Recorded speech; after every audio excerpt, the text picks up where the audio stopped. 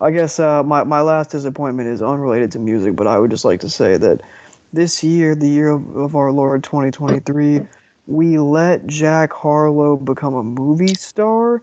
Or not Wait, a, I'm sorry, what? I'm sorry. Jack Harlow was the lead in the White Men Can't Jump remake. Okay. Oh.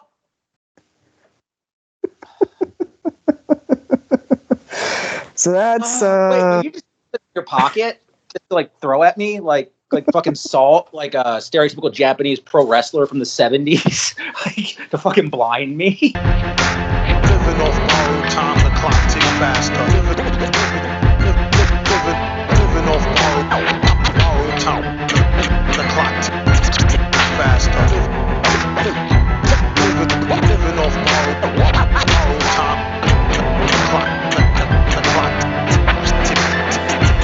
faster.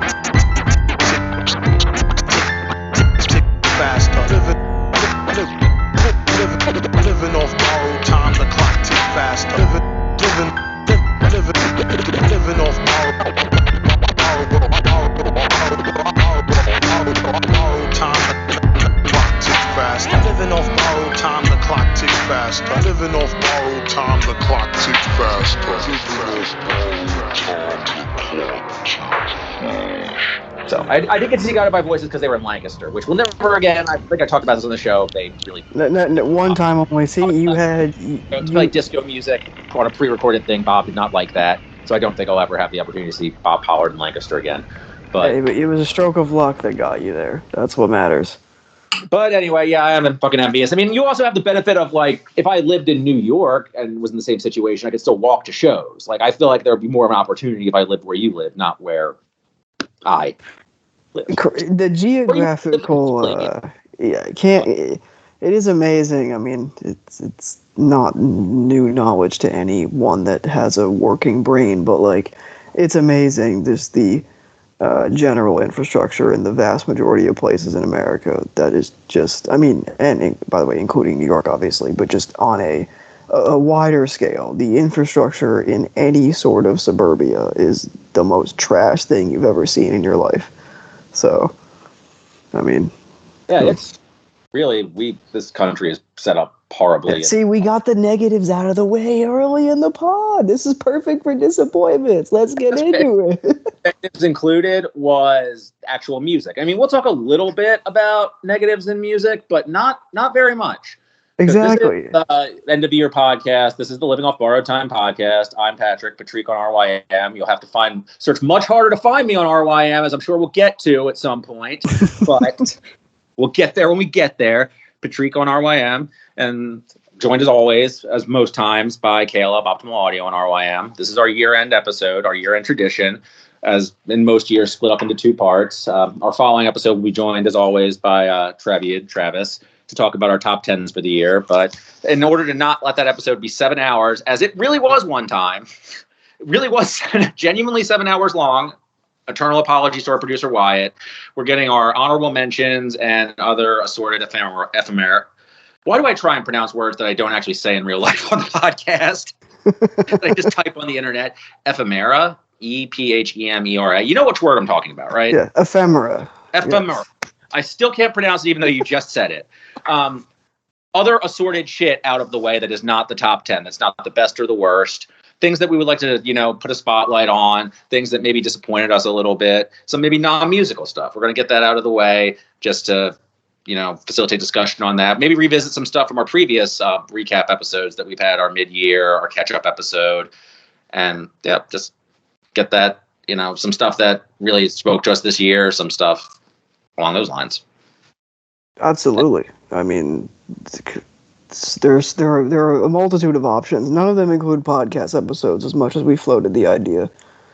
No, I will say that I think I'm going to mention in my assorted other shit section a podcast or two, because again, the way my life is right now, one of the things I do have a lot of time to do is listen to podcasts because I have a very long commute. So podcast listening is something I get a lot more time to do than watch films or TV shows or like. So things when you have to be stationary are very hard when you have a long commute because it just eats up so much time out of your work, like out of your day that isn't already at work. But I promise I will not bore the listener, waste too much of everybody's time with the snake eating his tail Ouroboros of a podcast talking about podcasts they like. I feel like that's the gaze, that's the abyss gazing at the abyss right there. No one really needs too much of that. So I'm already going to waste all of your time for like 2 minutes listing off beat tapes and describing them poorly, and then you saying you're going to listen to them and then not listening to them. So did you listen yes, you listen to Mars Kumari, I know that. We'll definitely get to that later down the road. But the Jeff Markey, the Sports and Leisure.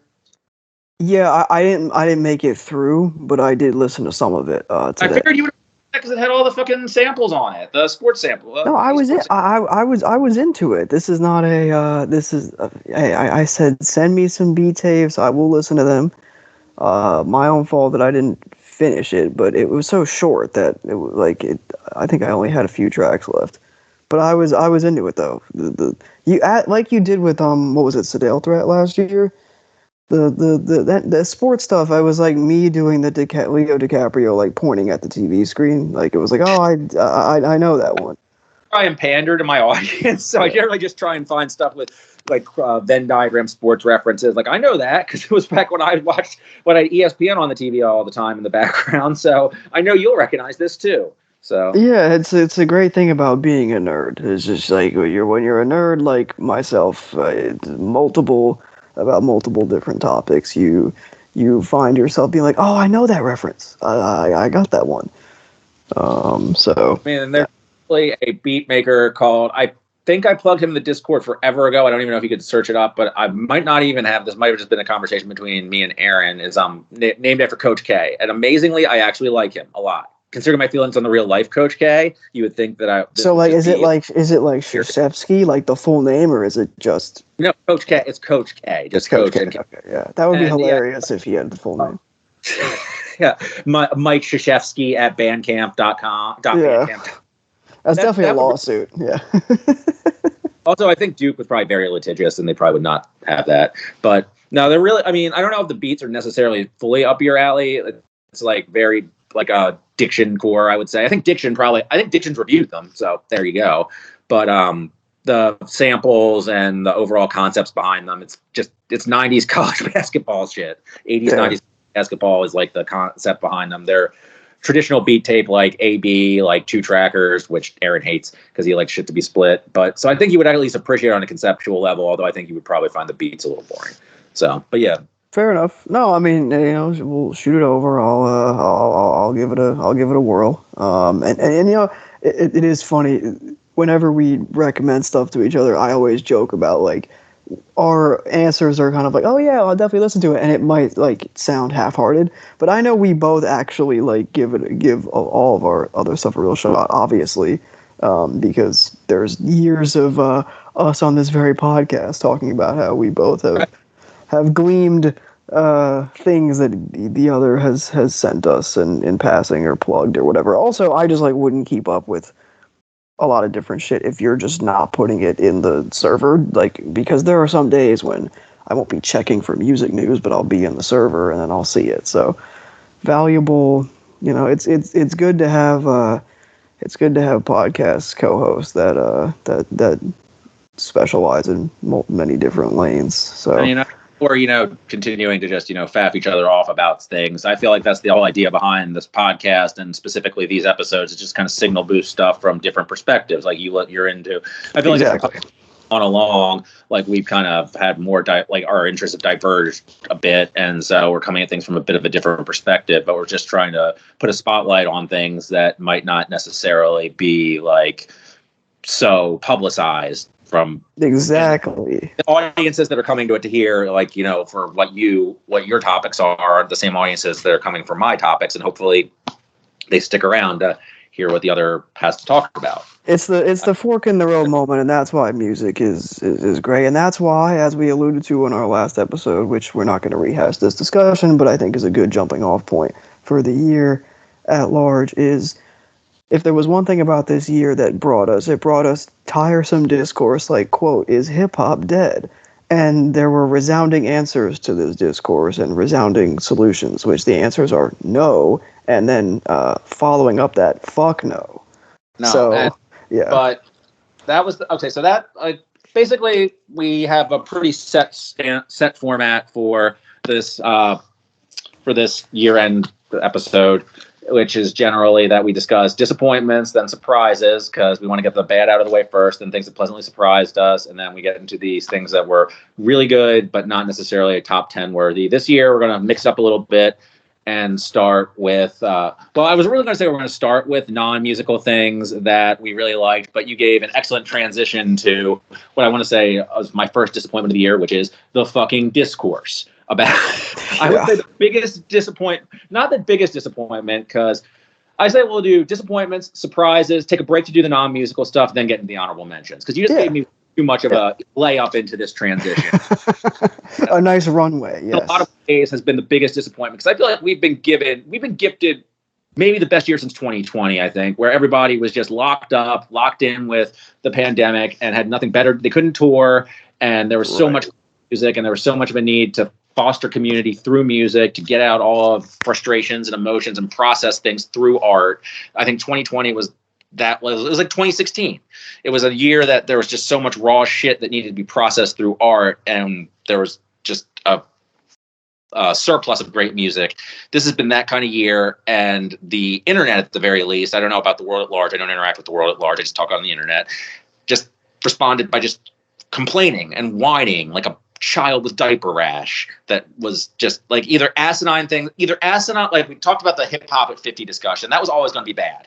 But I think it was made that much worse by this entitled fucking spoiled baby mindset of I'm not getting my classics.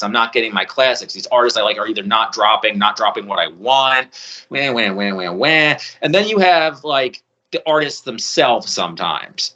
Can you guess who us here? Can you just fucking guess? I can only imagine.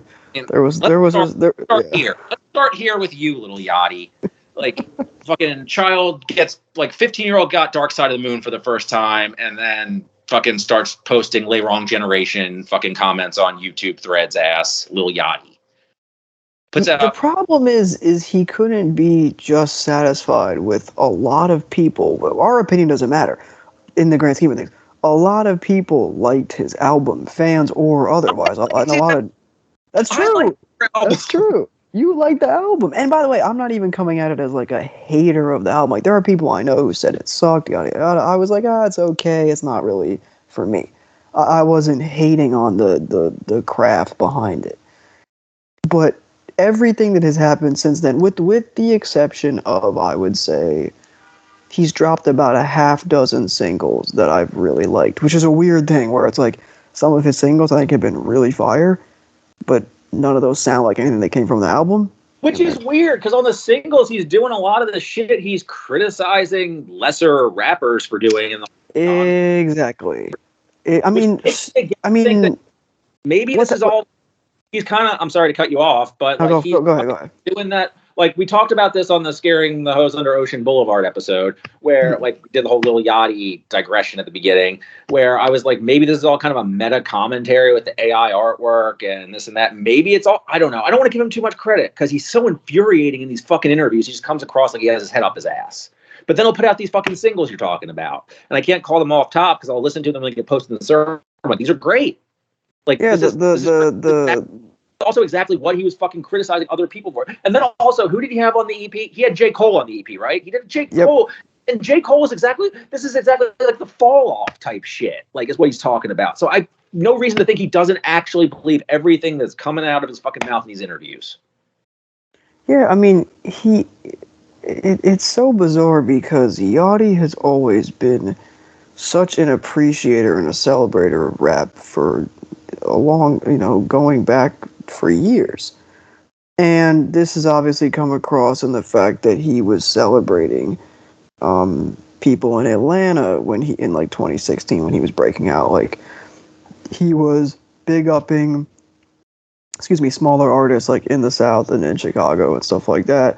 He obviously showed a propensity for being tapped in with the underground and for being tapped in with scenes that were previously not ignored. Well, not ignored, but I would say unexplored by the mainstream listening public, in a hip hop and certainly a pop context. It wasn't like, Detroit and Flint, those rap scenes in the late 2010s and 2020, 2021 were getting a lot of regional coverage and a lot of rap journalism coverage because of the exciting, the explosion in that scene and the amount of exciting artists that were, making really good music at the time.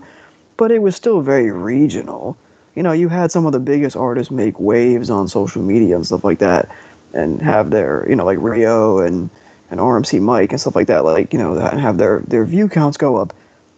But at the same time, that was not representative of the majority of the scene.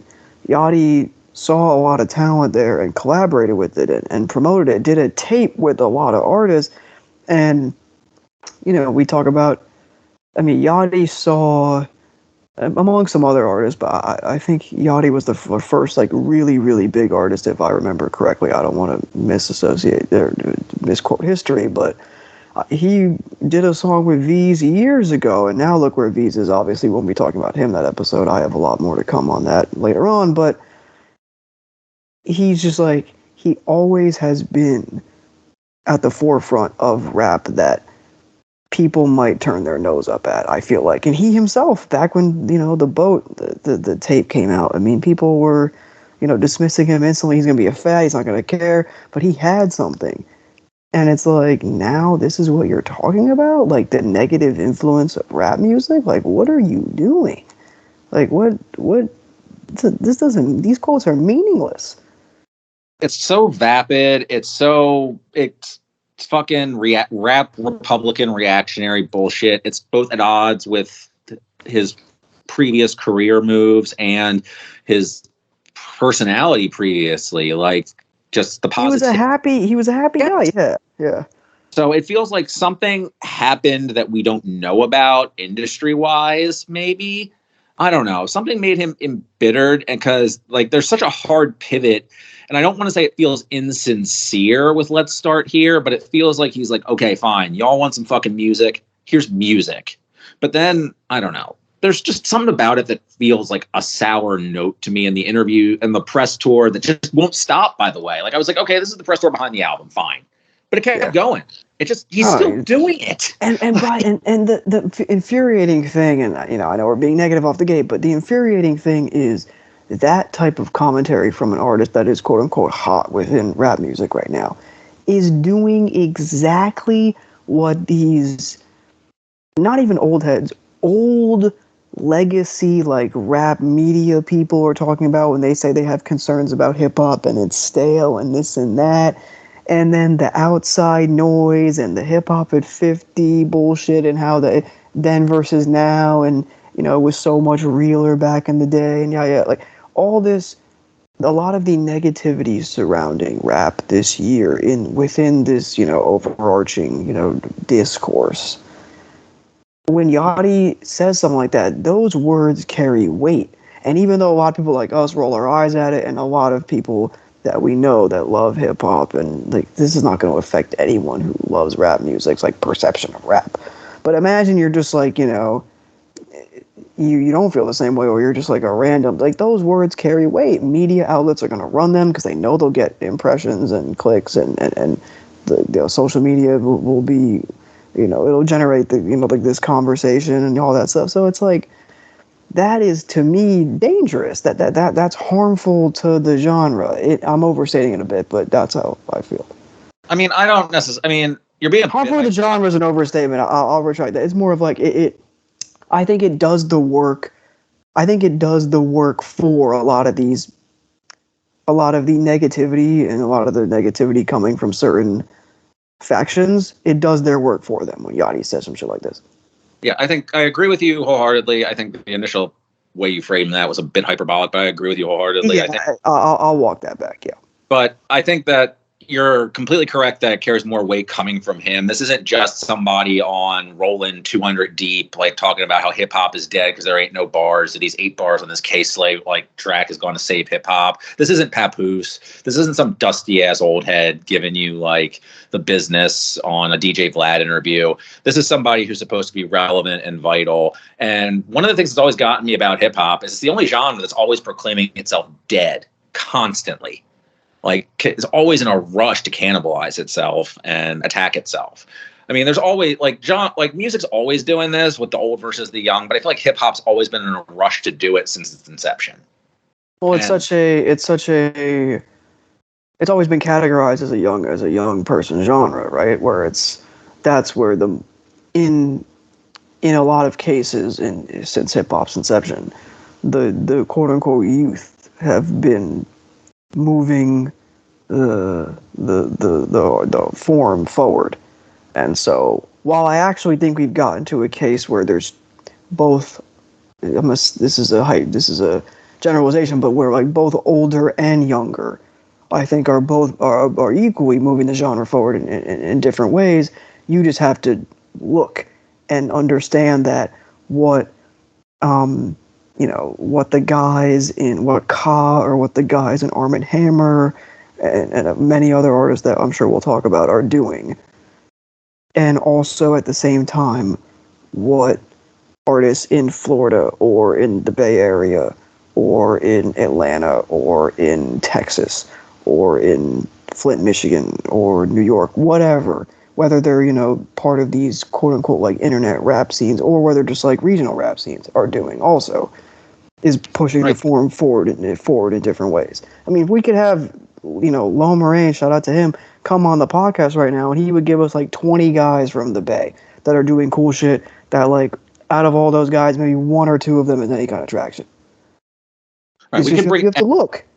Any user I could throw a stone and hit somebody from the Discord who could come up with 10 albums right now from any regional scene that are completely progressive, that are forward thinking, that are unlike anything that has been put out 5 years ago. Like, the genre is moving forward. The genre is not stagnant, but that's not the discussion that's being had. That's not the discussion that's getting clicks. But we're going to keep having this discussion. And that goes for having this. It's, again, it really feels like he has some kind of personal axe to grind with this. I feel like it might have started with him wanting to do this album and then something like there was some sort of dispute behind the scenes, or he got really embittered by somebody telling him he couldn't do this, or I don't know. But it's really tiresome. It's a really tiresome debate. I feel like it's been a year of really tiresome discourse, the overarching discourse of there aren't any classics, the way that discussions about albums are more about how the content is disseminated rather than the content itself, i.e. Voy Dyer. I'm going to mispronounce that 18,000 times, including when we talk about it next week. Spoiler alert, it's on my top 10. Shocking, I know. Stuff like that. We'll get into I don't know how I want to talk about the other Danny album this year. There's going to be one I want to talk about next week and one that yes, we have to maybe talk about again. I don't think it's a disappointment. I also don't think it's one of the best of the year, but I also think that kind of contributes to the discourse thing as well, because I think the discourse around that album that I really don't want to keep saying the title of is another thing. But yeah, I think I feel like just in general discourse has been bad this year. And it goes to the whole thing, like the whole thread through this year in the podcast has been us talking about how the comment threads have been bad. And I think that's just it distilled. Like the comment threads it's like a cascading fucking water fountain toilet. And at the very bottom of that water fountain toilet is the RYM comment box, is just the catcher of all the nonsense bullshit of the internet, just distilled to 14-year-olds flinging that shit at each other in a comment box that eventually gets deleted if it's about a woman. And or it's like, just people choosing a very random thing to be upset at, whether it's in an album, or don't even get me started on the film comment boxes. You go in, and it's like, have any of you do any reading on the like? You're just saying shit? Anyway, so I've got 2 more. Well, I have two more disappointments. One, I'm just gonna it's like breeze through, and that one is actually something I'm gonna use to get somewhere else. So if you have any, just throw them out there now, so we can stop hating. Phoenix isn't on the show. We are not expert haters. So real haters. Phoenix wakes up every day and chooses to be a hater, and you know what? We respect Phoenix for that. Phoenix has a picture of Silky Johnston on his wall that he daps when he wakes up in the morning for inspiration. So it takes a lot to be a real hater, and so for that I would say that shout out to Phoenix. Shout out to Phoenix. He wakes up every day and does all the hating we wish we could do. Yeah. Let me think in terms of disappointments is kind of tough because we do a great job every year of kind of avoiding stuff. I will say, not that I thought they were bad previously. I was interested in their music. I remember liking a couple of their albums in 2021 and I think 22. I think, but like the Homixide Gang album, the Snot or Not album, I thought was quite poor. That was definitely a disappointment. Me choosing to listen to Tizo Touchdown this year was a disappointment in myself. That just continuing to be a ongoing concern is a disappointment. I feel like. Yeah, there was also a we talked about Mike on the. I don't want to revisit that. I will say the real disappointment. I think the first time I've been disappointed, like really disappointed this year with an artist that I actually quite liked. Sematary dropped the EP a few months ago, and it just wasn't very good. It was kind of undercooked. Didn't like it. First real thing of Sematary is that I've been like, I don't like this at all, but I guess that's a disappointment. I'll say on some other ones, the 100 Gecs album this year was a disappointment. It wasn't whack, but it was meh. And that's, To be fair, I mean, I listened to it once and I was just like, this is what I expect. I'm like, I don't know what anyone else really expected. Like, well, and to be fair to the album and you, some people did like it a lot more than me. Like, it wasn't. I don't want to go as far. Like, let's not say that I played it once. I had no desire to play it again. I think I would probably put it at like a 5. Like, so I'm not going to say I liked it. Right. This does not get the Patrique living off borrowed time cosign, but I also won't say I hated it. I certainly did not participate in the discourse because the discourse around things I really felt passionately about was bad. I can't imagine the 100 Gecs discourse was very good. No, and maybe it wasn't. I listened to it kind of once and I was done with it. Maybe that's my own fault because I'm looking at there are people that I really respect that liked it and gave it very positive reviews. None other than our own producer Wyatt himself, who gave it a very high review. So. Rating and left a review, so I might read that and revisit. And I like what Dylan Brady does elsewhere. So I know I agree. X stuff. It's like and I've never been turned off by them in a way a lot of people felt like I should be, I guess, and the way a lot of people are. But it just never moved the needle one way or another. Honestly, like I mean, they've done some gimmicky remix stuff that I'm just like, this is tacky. But it's like I'm not going to like be outwardly turned off by because I feel like that's the reaction it's aiming to get, and it's a little obvious regard. But I think their own music that's not just the remix stuff. It's just like it's abrasive, but it's fine. Some of it's catchy, some of it's definitely a much, but that's the aesthetic. And yeah, I mean, again, I think Brady obviously he was a big part of how I'm feeling now, which is an incredible album. Which is and Gecs in general. I am certainly not going to do. You haven't done this, but I'm not going to do a revisionist history of Gecs. Like they definitely were groundbreaking and deserved a lot of people hated them in 2019 and I like that album. And I'm sure if I revisited it, I would still like it. I mean, it's still, who knows if it would be as fresh as it was, but I can't really hold that against it just because of, it was a moment in time. That album was a moment in time, and that's important. I guess my last disappointment is unrelated to music, but I would just like to say that this year, the year of our Lord 2023, we let Jack Harlow become a movie star. Wait, I'm sorry, what? I'm sorry. Well, Jack Harlow was the lead in the White Men Can't Jump remake. Okay. Oh.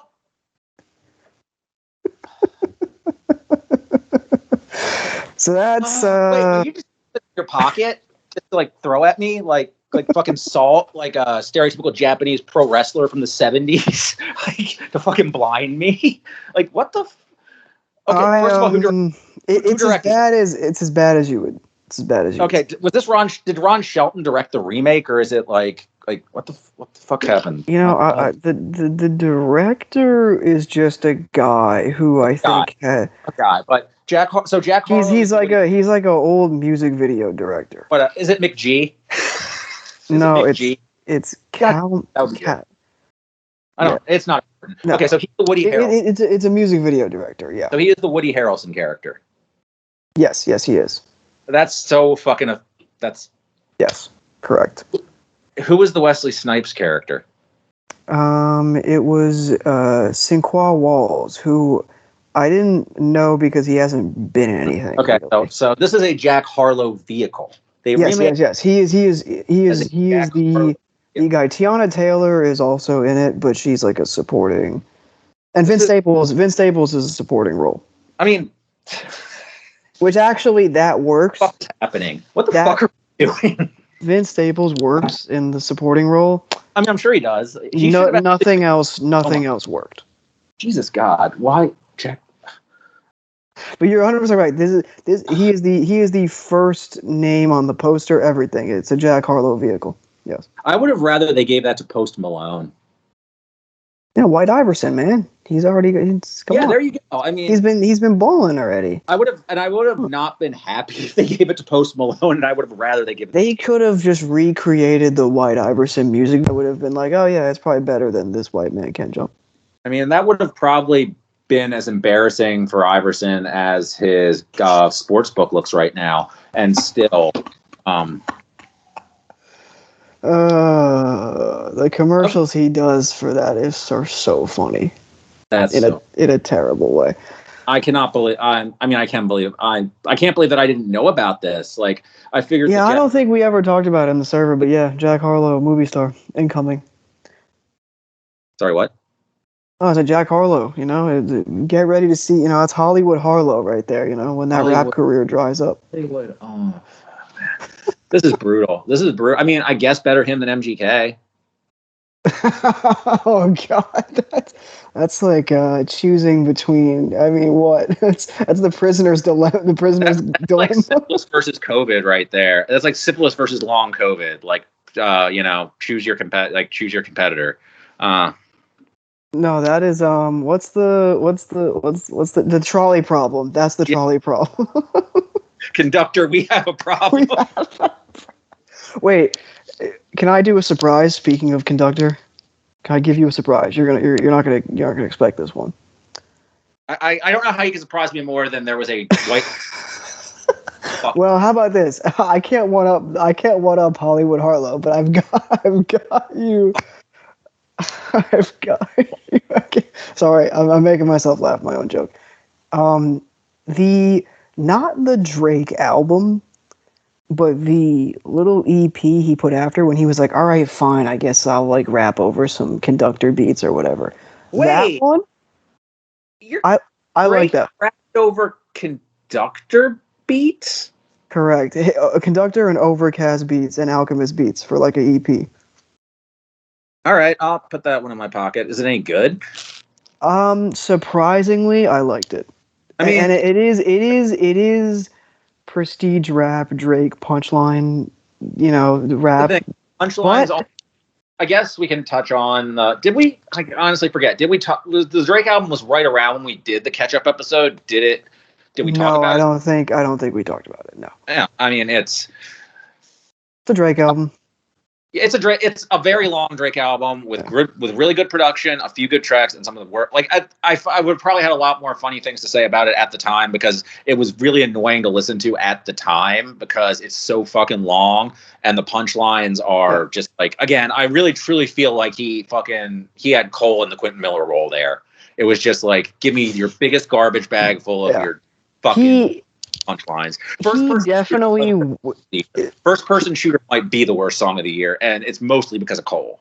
It's a terrible. You already know people were like, "Oh man, he killed it." But the funny thing is Drake definitely made this little like 6-song EP. I think it's like he added. I think he put it as like an addendum, not an addendum, but like Oh wait, so it's like little thing to the album.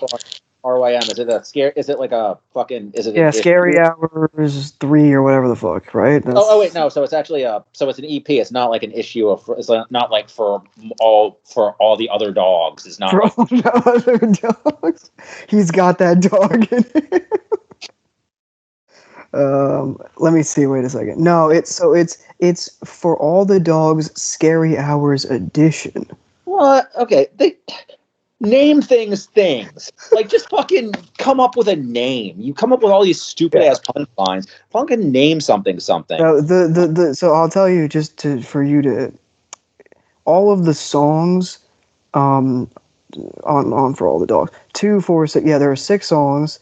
And they're the last 6 songs on this like deluxe edition type shit where it's just listen to those 6 songs. The rest of it is the actual album.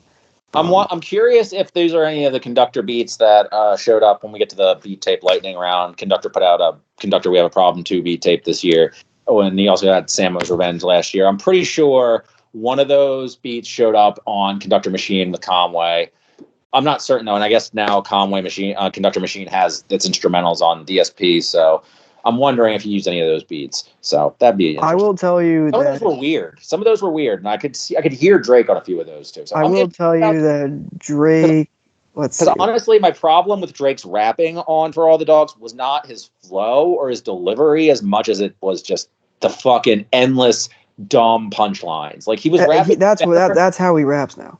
Yeah, but it was in terms of just like delivery and overall seeming like he gave a shit. He was more alert than he was on Scorpion or Creepy Little Bastard.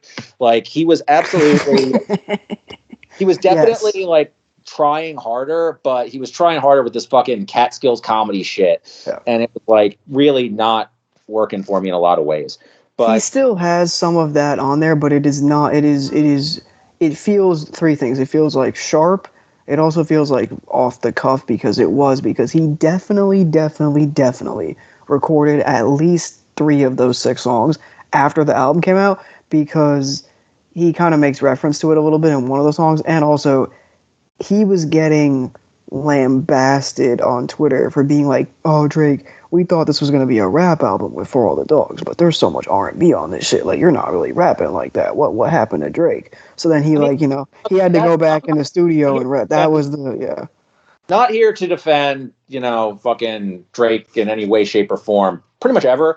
But it's like, have you not followed Drake's career? Yeah, like, exactly. This is not 2006 Drake rapping over Dilla stuff. Like, Drake has not been a bars rapper ever. No. Like, for one EP, he was. I will say, I saved 5 of the 6 tracks. There is one track on there that I read the words featured J. Cole, and I didn't listen to it. I just didn't listen to it. Probably the best at this point. Didn't put myself through whatever it was going to be. I saw feat J. Cole. I said, no, thank you. I'll take the other 5 songs. It is kind of like it's like, what if we took some like Mahakami, Boldy James type beats and then Overcast and Conductor and Alchemist. I mean, the production's great. And it's just like Drake rapping with some actual vigor and like, some passion. There's still some jokes, some punchlines, obviously, in there. It's Drake, so you're gonna get some stuff that's kind of corny. But unlike the album, I actually found some of the corniness to be a little endearing. So it wasn't anything crazy, but I enjoyed it. I was surprised that I liked the Drake Oscar bait, the Drake prestige rap. So I guess we found the secret. We cracked the code. So everybody just keep gaslighting Drake on Twitter, X, whatever the fuck, and then next year we'll get Real Bad Aubrey with a Pink Sifu feature. Right, exactly. Mahakami and God Fahim and your old Droog fucking ghostwriting for him. So there we go. Again, the Drake album, just real quick, just we never actually touched on it in terms of whatever. My problem is I had my review that got a lot of likes because it's a shit post review, and those get more likes than the ones I actually put effort into. Not that you can read them very easily anymore. Is that it's just so like, dude, 24 track, like, it's the subject matter. Aside from the jokiness, it's the subject matter. Like, women, you just have such a fucking problem with women. Like, it gets so old. Like, the thing about Drake. it is rappers have always and forever just have been tiresome in their subject matter about whack rappers. So just like half the time you want to rap about that bitch that pissed you off or whatever, change it to some rapper that pissed you off. Think about Kanye again. Talk about Kanye again, or, you know, somebody else, any of the 18,000 other rappers that have committed microaggressions against you. Throw some subliminals in there, whatever. It'll be a lot less tiresome if half the tracks are not about a woman. Couldn't agree more. Because I know Drake probably wants my advice. Yeah. Honestly, if there's any big name rapper out there probably listening to every single YouTube meaningless video about him, is probably Drake. We just gotta put the album cover on the header for the thumbnail. That's what we gotta do. Shout out to Al Divino, by the way, for his work on the album cover. Some of your best. No, it was a weird year, and I also think, and just to ducktail the discourse discussion, alliteration there. I think artists like Drake, Travis, you know, that other guy who we won't name, etc. I think a lot of their music feeling stale and old and, you know, not with it is a big reason. Like I said, they are still talking about, they're still viewing rap through a 2017 lens, a 2016 lens. These event albums that brought the community together, and everybody's talking about them, and we don't have that anymore, and I'm so mad, and da-da-da-da, and what happened to the mainstream? And it's like, well, the mainstream is gonna recycle, and there's gonna be an influx of new shit there. You know, you can already kind of see it happening. It will change. So yeah, this year it's kind of stale, but you also had pockets of light that shone through. That you know, artists like Sexy Red that got big. Some of the artists that, you know, started getting some traction from Florida, and obviously, you know, I prefer to allude to him again, but, you know, V's, which, as you know, for those that know anything about me, I will be talking about a lot, you know, next week. There's a lot of change that is going to happen, and it just happens quick. You know, you blink and you miss it, but I still think people are viewing rap through a past generation, and now it's, you know, going to evolve at a mainstream level. It'll happen before you know it, but in the meantime, unfortunately, more bad news. You know, Drake was spotted with Morgan Wallen the other day, so we're probably gonna get that collab. So, you know, I really hope Diplo produces it with his history of great, you know, country albums. Yeah. It'll be called I'm Finally Sober. I didn't mean to say that word. Well, I mean, if he's on a song with Drake, they can harmonize. Drake can say it, but he can't say it. Yeah. And then when they do the show together, all his fans can shout it back. Right, exactly. And then Morgan will have to say it because he's just in the moment. You know, it's long. But all right, Drake invited me to say it. He gave me the pass, actually.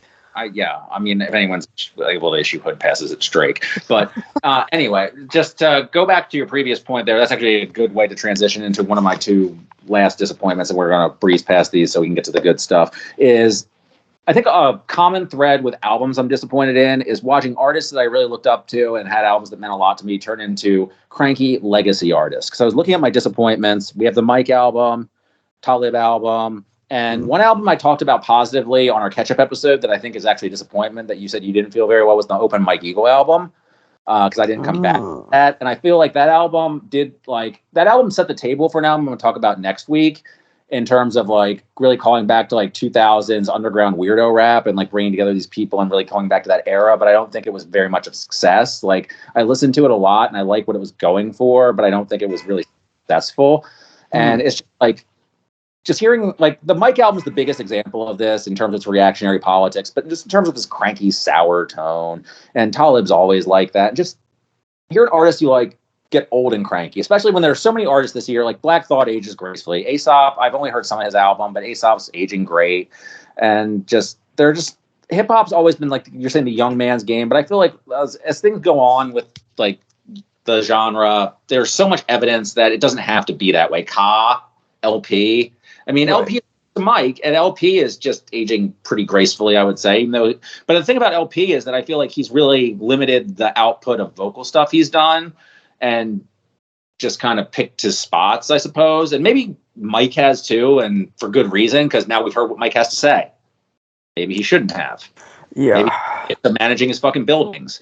But it's always just a bummer to just see that your heroes. That's a strong way to put it. I wouldn't call any of those artists my heroes. I mean, and Mike Eagle's probably the artist that you listen to for a long time and like their music. Represents, and his music, like dark comedy especially, meant a lot to me. And his album's not bad, it was just a letdown. But it's just like artists that meant a lot to you, and then it's just kind of like they're getting older, they don't stand for the same things they used to, and their music's not as exciting. That's a bummer to always have that happen.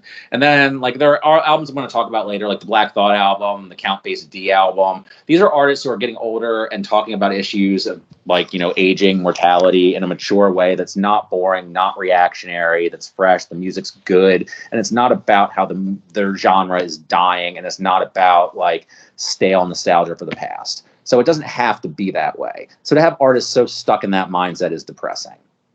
What's most depressing is when artists you like who are vital don't put out the music they keep promising you and promising you and promising you. Almighty So too. Where are you?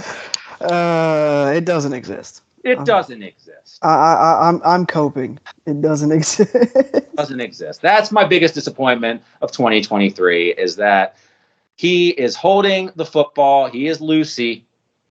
And I'm done being Charlie Brown. You are hiding Almighty So too.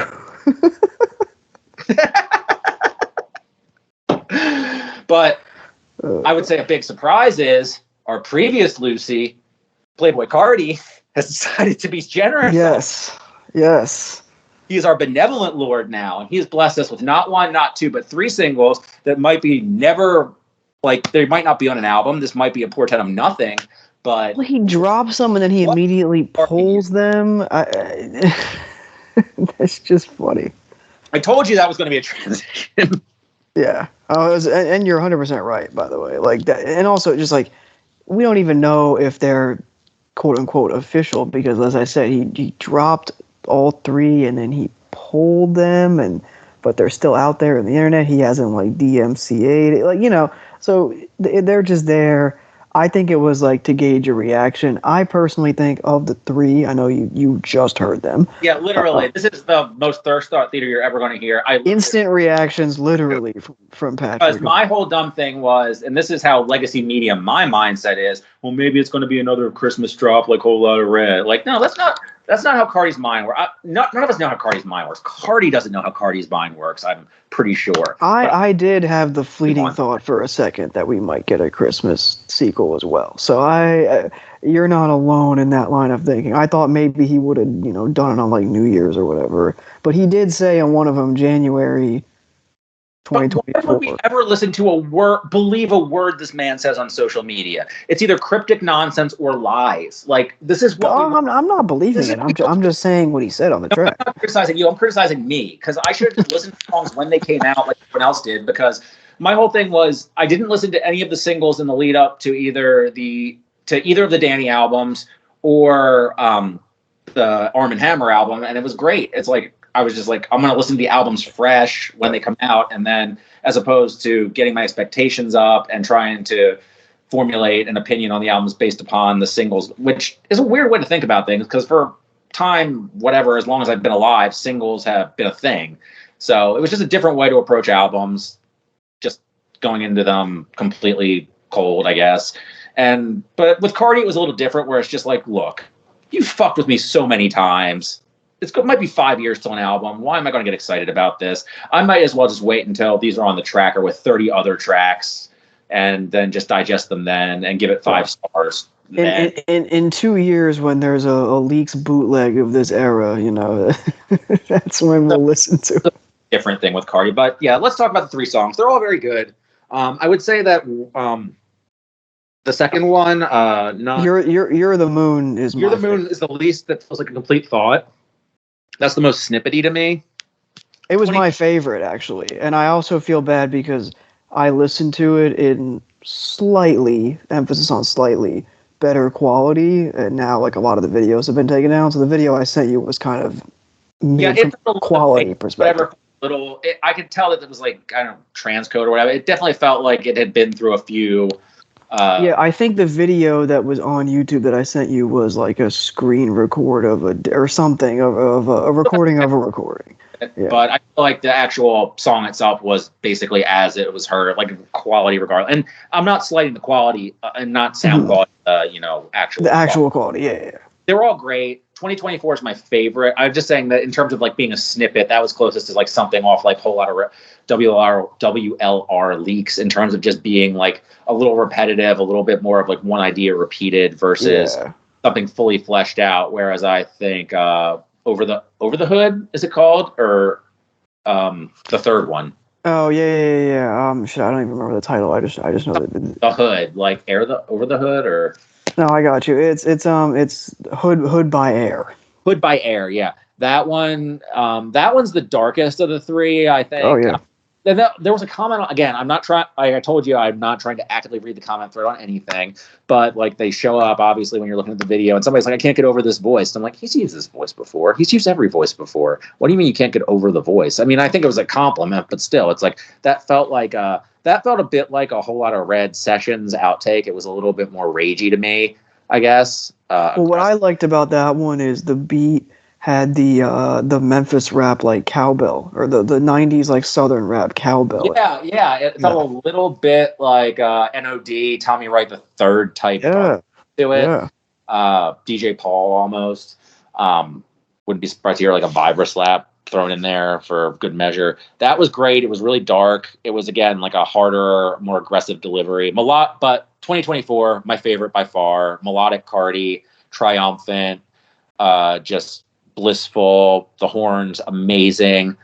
I'm gonna guess. I told you I was gonna try and pick out what exactly Kanye did to get a fucking credit on that. I'm gonna guess he picked the sample.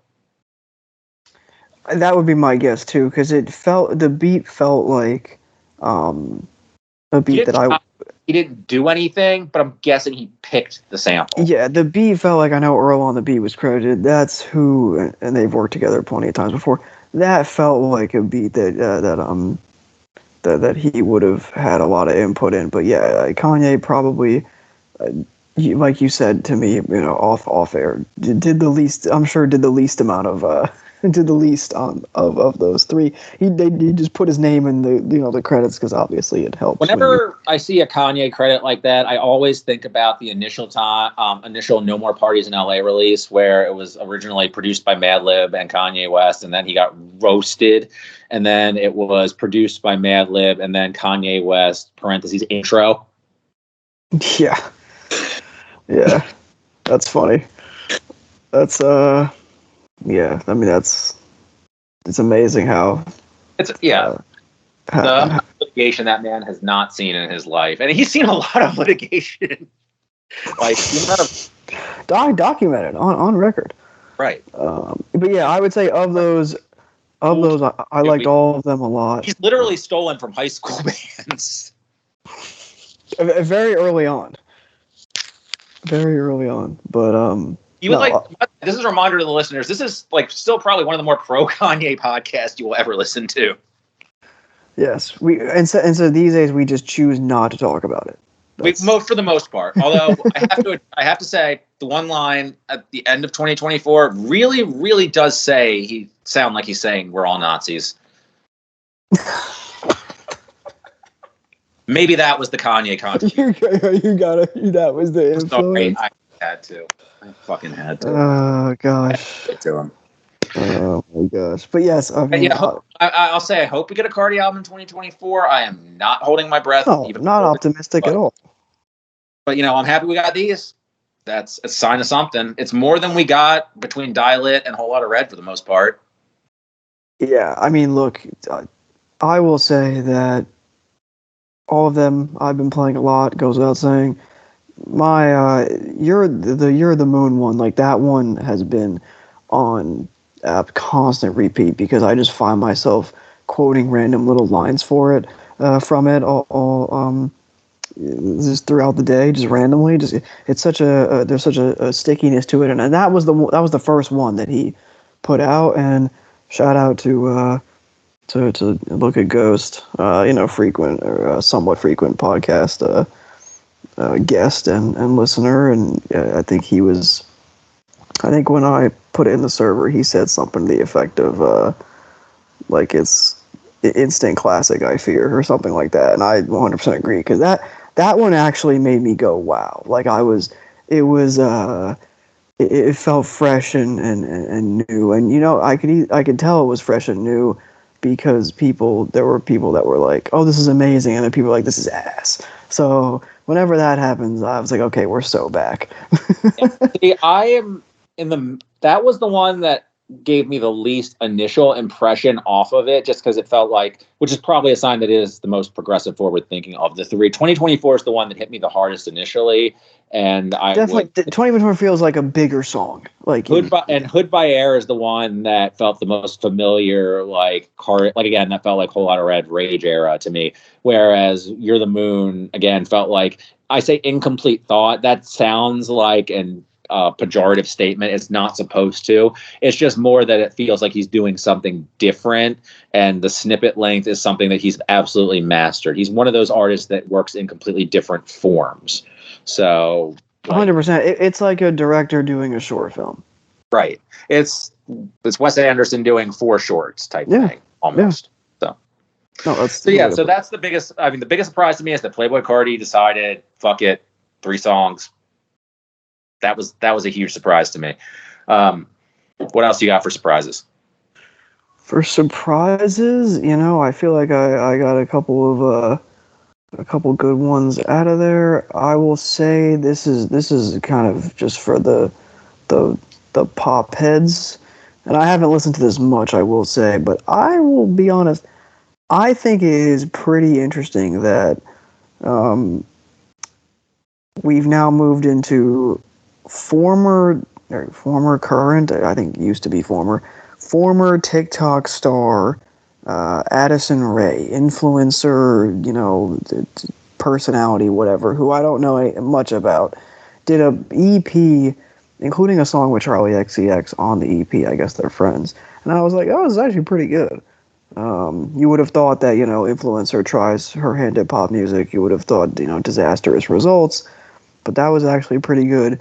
And I also will say that the Skrillex record, Quest for Fire, not the other one, not the Don't Get Too Close, that one wasn't very good, in my opinion. But the Quest for Fire Skrillex record.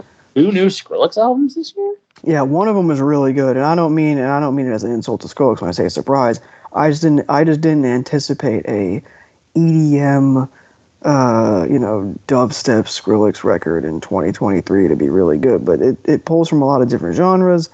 And he's always been a really good producer, and I think he did a really good job on this. So yeah, I like that one quite a bit. I'll check for that. I was very old head brained about Skrillex when he first came out. I've come around on him to a point. I will revisit. I was never huge on the solo stuff, So you're not alone on that. Previously, I liked his production for other artists. When you said I will not check the one you said not to check out. Yeah. So I think everyone can say they were surprised by the fact that the member of Outkast who doesn't put out shitty solo albums decided to finally grace us with a solo album. Yeah, great point. Great. I knew I was forgetting something major. Yeah. And something absolutely. I was really sitting on this during our whole negativity discussion, but has anyone brought up that maybe, just maybe, the Lil Yachty album spurred him to do this? Interesting point. Because it's like, maybe it's like this young kid's kind of a charlatan doing this thing, and it's just like, I don't think that's necessarily the case. I think it might have, again, just like with Carti, no one knows how Andre 3000's brain works, but right. This is the discussion people were having around. He's forcing it, to be fair, Yachty is, but this is the discussion people were always having around Andre from like Stankonia onward about the real musician hip hop type shit. And he's really forcing this discussion. So Andre finally comes out with the album everyone was asking for, completely not in the way they were asking for it. And he's, with the song titles, everything, rubbing it in your face. But, and just get ahead of it. I love the album. I think it's a great album. I think it's perfect for what it's trying to do. And what I found really interesting about this album is that there was a period in the late 2000s where the thing to do was put out your Stones Throw Records album. Like, Mos Def put out The Ecstatic, Talib put out Liberation, and I made the argument that Some Rap Songs was Earl's version of this a little bit, doing that style with his own production. Right. This is Andre doing that with Leaving Records, which is an offshoot a little, well, not really an offshoot, but they merged with Stones Throw, at least for a period before. I think the head of Leaving Records, Matthew David, was wise to the fact that the head of Stones Throw, Peanut Butter Wolf, is a piece of shit and a bad businessman. But regardless, so instead of doing a Stones Throw album, he did a Leaving Records album. Leaving Records does a lot of really ambient, sort of electronic, post-electronic, I guess is a really shitty way to put that, but the best way I can think of to put it at the moment. Yeah, so instead of doing like Mad Villain type sounds, it's way more like a Matthew David album. And if you look at the personnel on it, it's all Leaving Records. It's Matthew David's on there. I'm going to have to probably bring it up to remember all the other names because there are several that I'm going to butcher. Miguel Atwood, I want to say Miguel Atwood Ferguson's on there, but I'm not certain. I just need to bring up the personnel to be real. But yeah, it's basically the entire Leaving Records roster. There's like 13 minutes ambient excursions, but I feel like there's way too much just, again, back to the discourse, just pandering sort of, oh, he did this. Isn't that great that he did this, without actually evaluating how he did it. And I think he did it. Exactly. Like, it's not just the fact that this guy that you wanted to make a rap album made something that wasn't a rap album in a style that you didn't understand. It's actually a really good example of this style. I think that it also invites a lot of maybe jumping out the window with the praise and also hate at the same time, like the same level, where it's like, this is an album that I would love to read really good music criticism about. Not even in the context of a good or a bad review, a pan or a rave.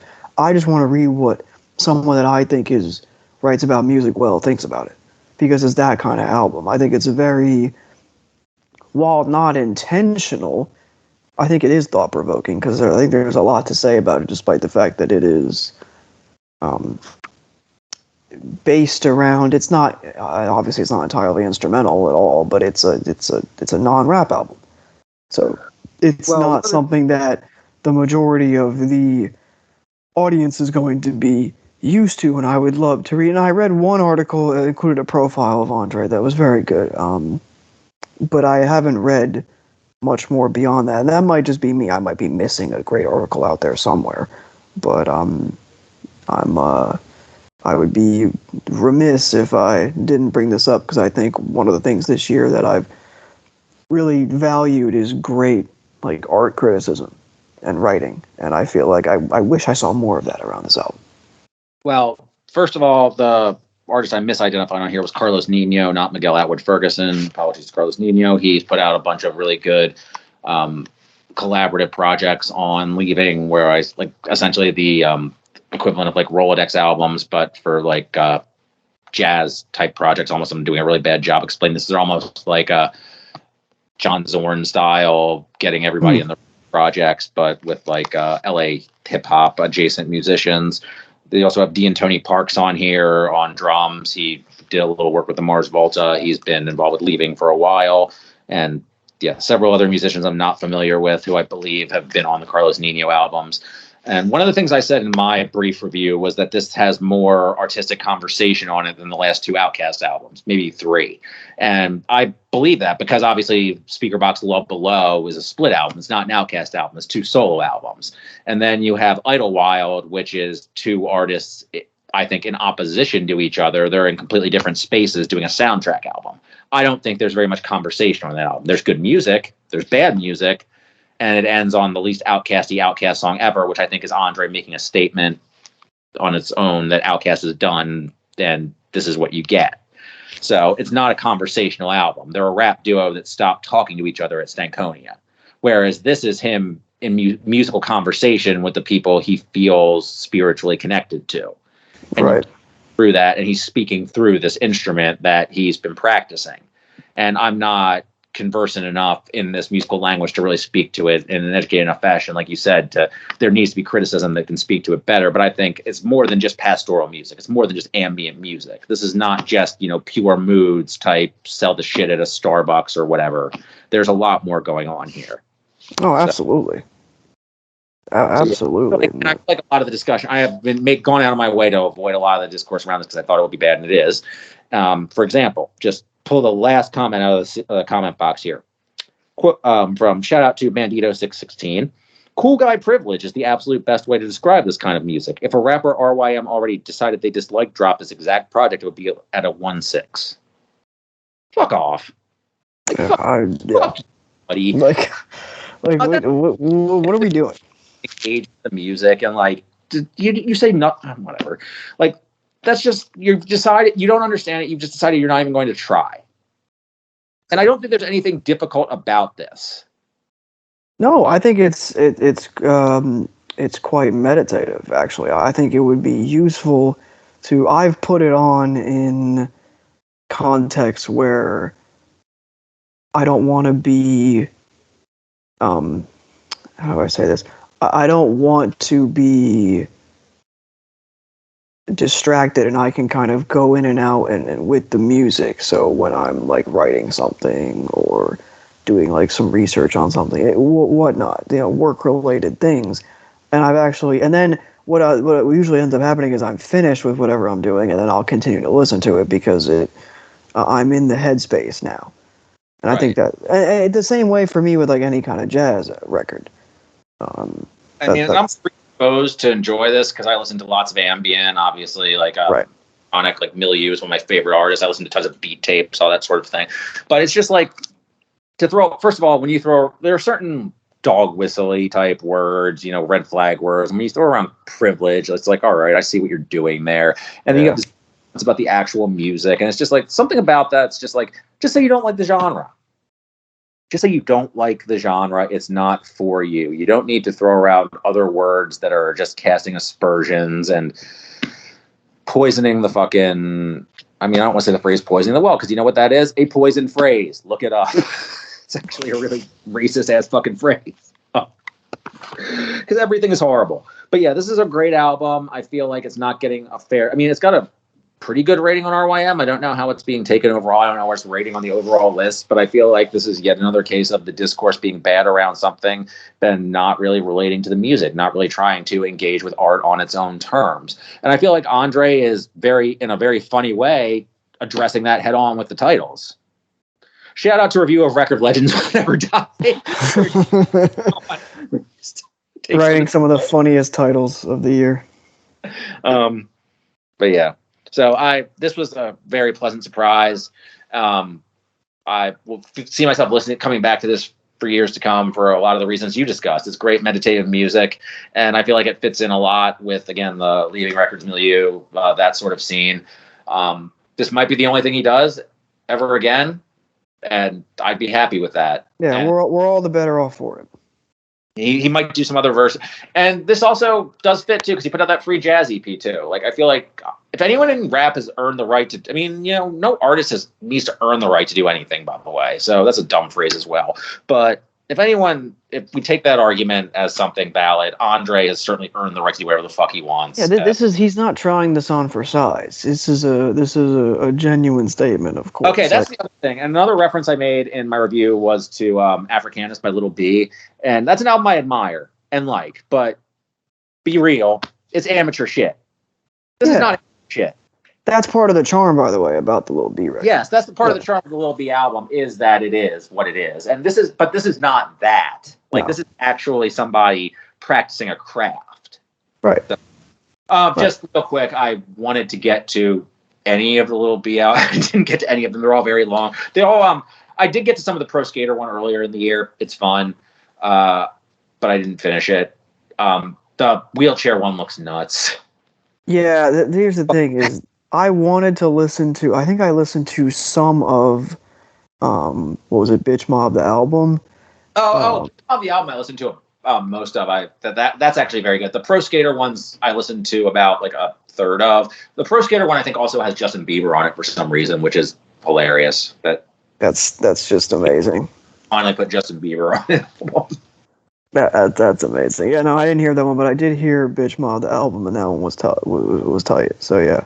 Yeah, Bitch Mob, that's very good. I didn't listen to that close, but I did have it on in the background while I was doing stuff, and I've heard that whole thing. That's good. And I listened to about half of Pro Skater, and that's got like more rap, like crossover, like as befitting the title. There's some stuff like Mosh Pit on there, so that's fun. It's a great cover art too. What I'm not sure about the cover art on is Winged Wheelchairs. Wheelchairs. The fuck are we doing, Lil B? Yeah, this was taken from troubling, and apparently, according to Look a Ghost, this is what he does now. Is like on Instagram. Is like this is part of a thing that he's doing now. You show up in Lil B's DMs, and you might be on an album cover. You might have an album cover. I don't know. Okay. Yeah. But I don't know. Stick around to this podcast. You might have a Lil B episode or two in your future, and we might have to listen to this. we might have to, and among many other things.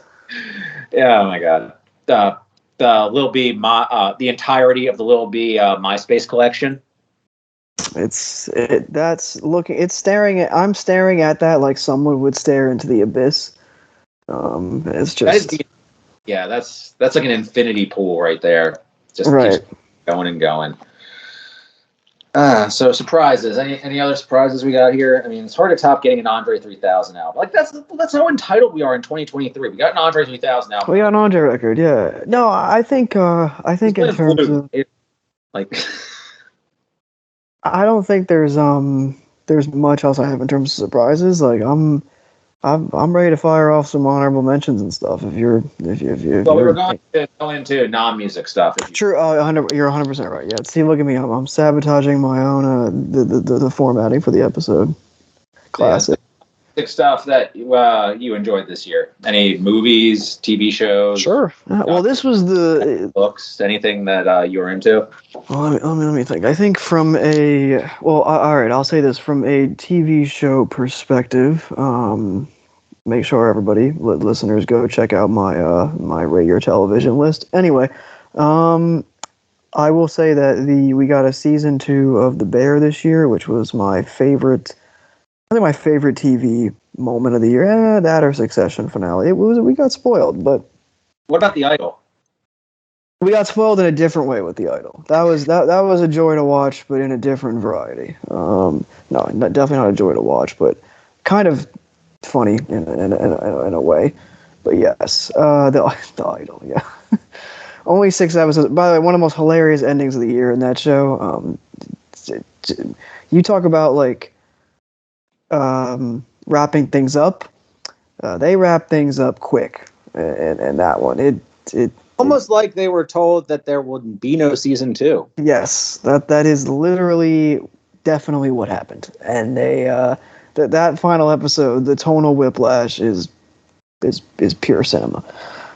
Anyway, yeah. So The Bear, season 2 was just an absolute joy to watch. As I've said before, it was just like feeling like I was with a bunch of old friends, and when that's the best part with TV shows that you like, is when you're watching and you feel like you're reconnecting with old friends, like when the characters are old friends. That just like when it feels familiar in the best way possible.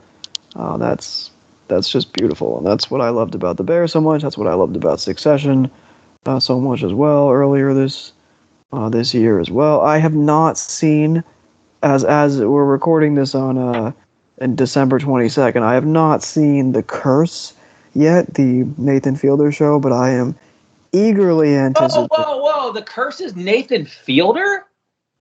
Yeah, man. I knew about The Curse is that John Medeski did the soundtrack to it.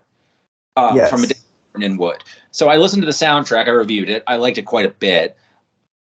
It's Nathan Fielder. It's Nathan. Yeah. So Nathan Fielder doing don't give away too much. It's Nathan Fielder, but is it? I haven't seen it, and I've only seen trailers, which of course mean nothing when it's a Nathan Fielder show. Okay, yeah. Now going to check it out over the holiday weekend. I didn't know anything about it. I just knew it was a prestige thing. I liked the soundtrack quite a bit. It's John Medeski, one of my favorite keys players, did the soundtrack for it. Holy shit, Nathan Fielder. Yeah. You're really fucking Hollywood Harlow, Nathan Fielder, John Medeski collaborations, Drake and Conductor Williams. You've just got all types of surprises. I've got all types. Yeah, I'm really coming with the heat on the surprise factor. But yeah, no, so I definitely want to see The Curse. And then other stuff, I mean, I liked, there was this Netflix show, Beef, that I liked. I thought that was a nice little short.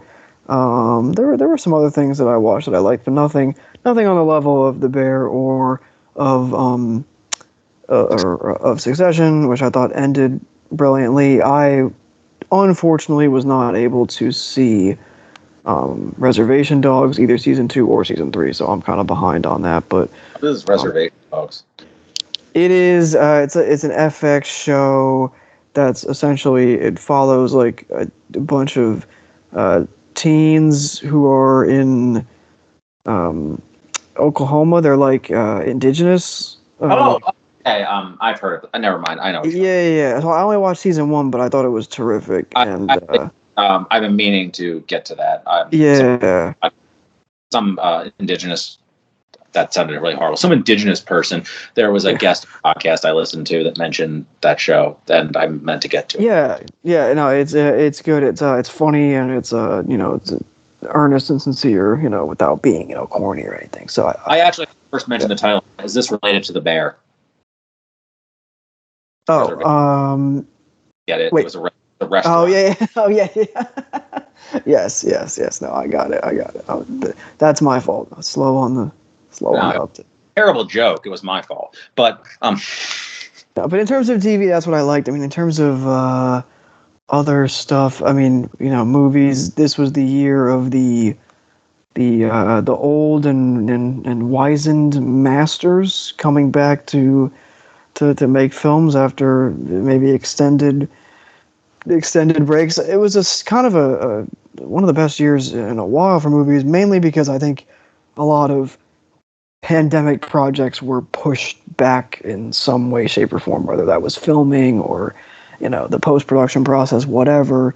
So now a lot of stuff came out this year. I thought it was a very strong year, especially compared to the last 3. I mean, it just completely, what I think, towers over the last couple years where there was just a lot of mid. And this year there was a lot of mid, like there is every year, but there was a lot of good stuff. I mean, even if just obvious, there was also a big year for movie theater. Movie theaters probably got saved this year.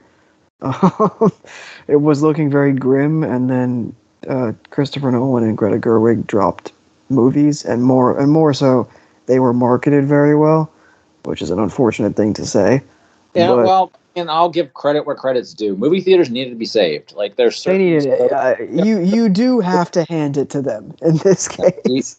In this case, you do, in fact, gotta give it up to marketing because, there are certain social, norms that I think don't need to go away, and I think movie theaters are one of them. I think that's a collective social experience we can't let die. Because being in a theater and when people are when you can tell the people around you, not just your friends or whoever you went with, or if you go alone, but I've been in plenty of theaters this year where you can tell the crowd is into a movie. And that is a great feeling, even if I don't happen to love the movie, which wasn't the case for most of the stuff I saw.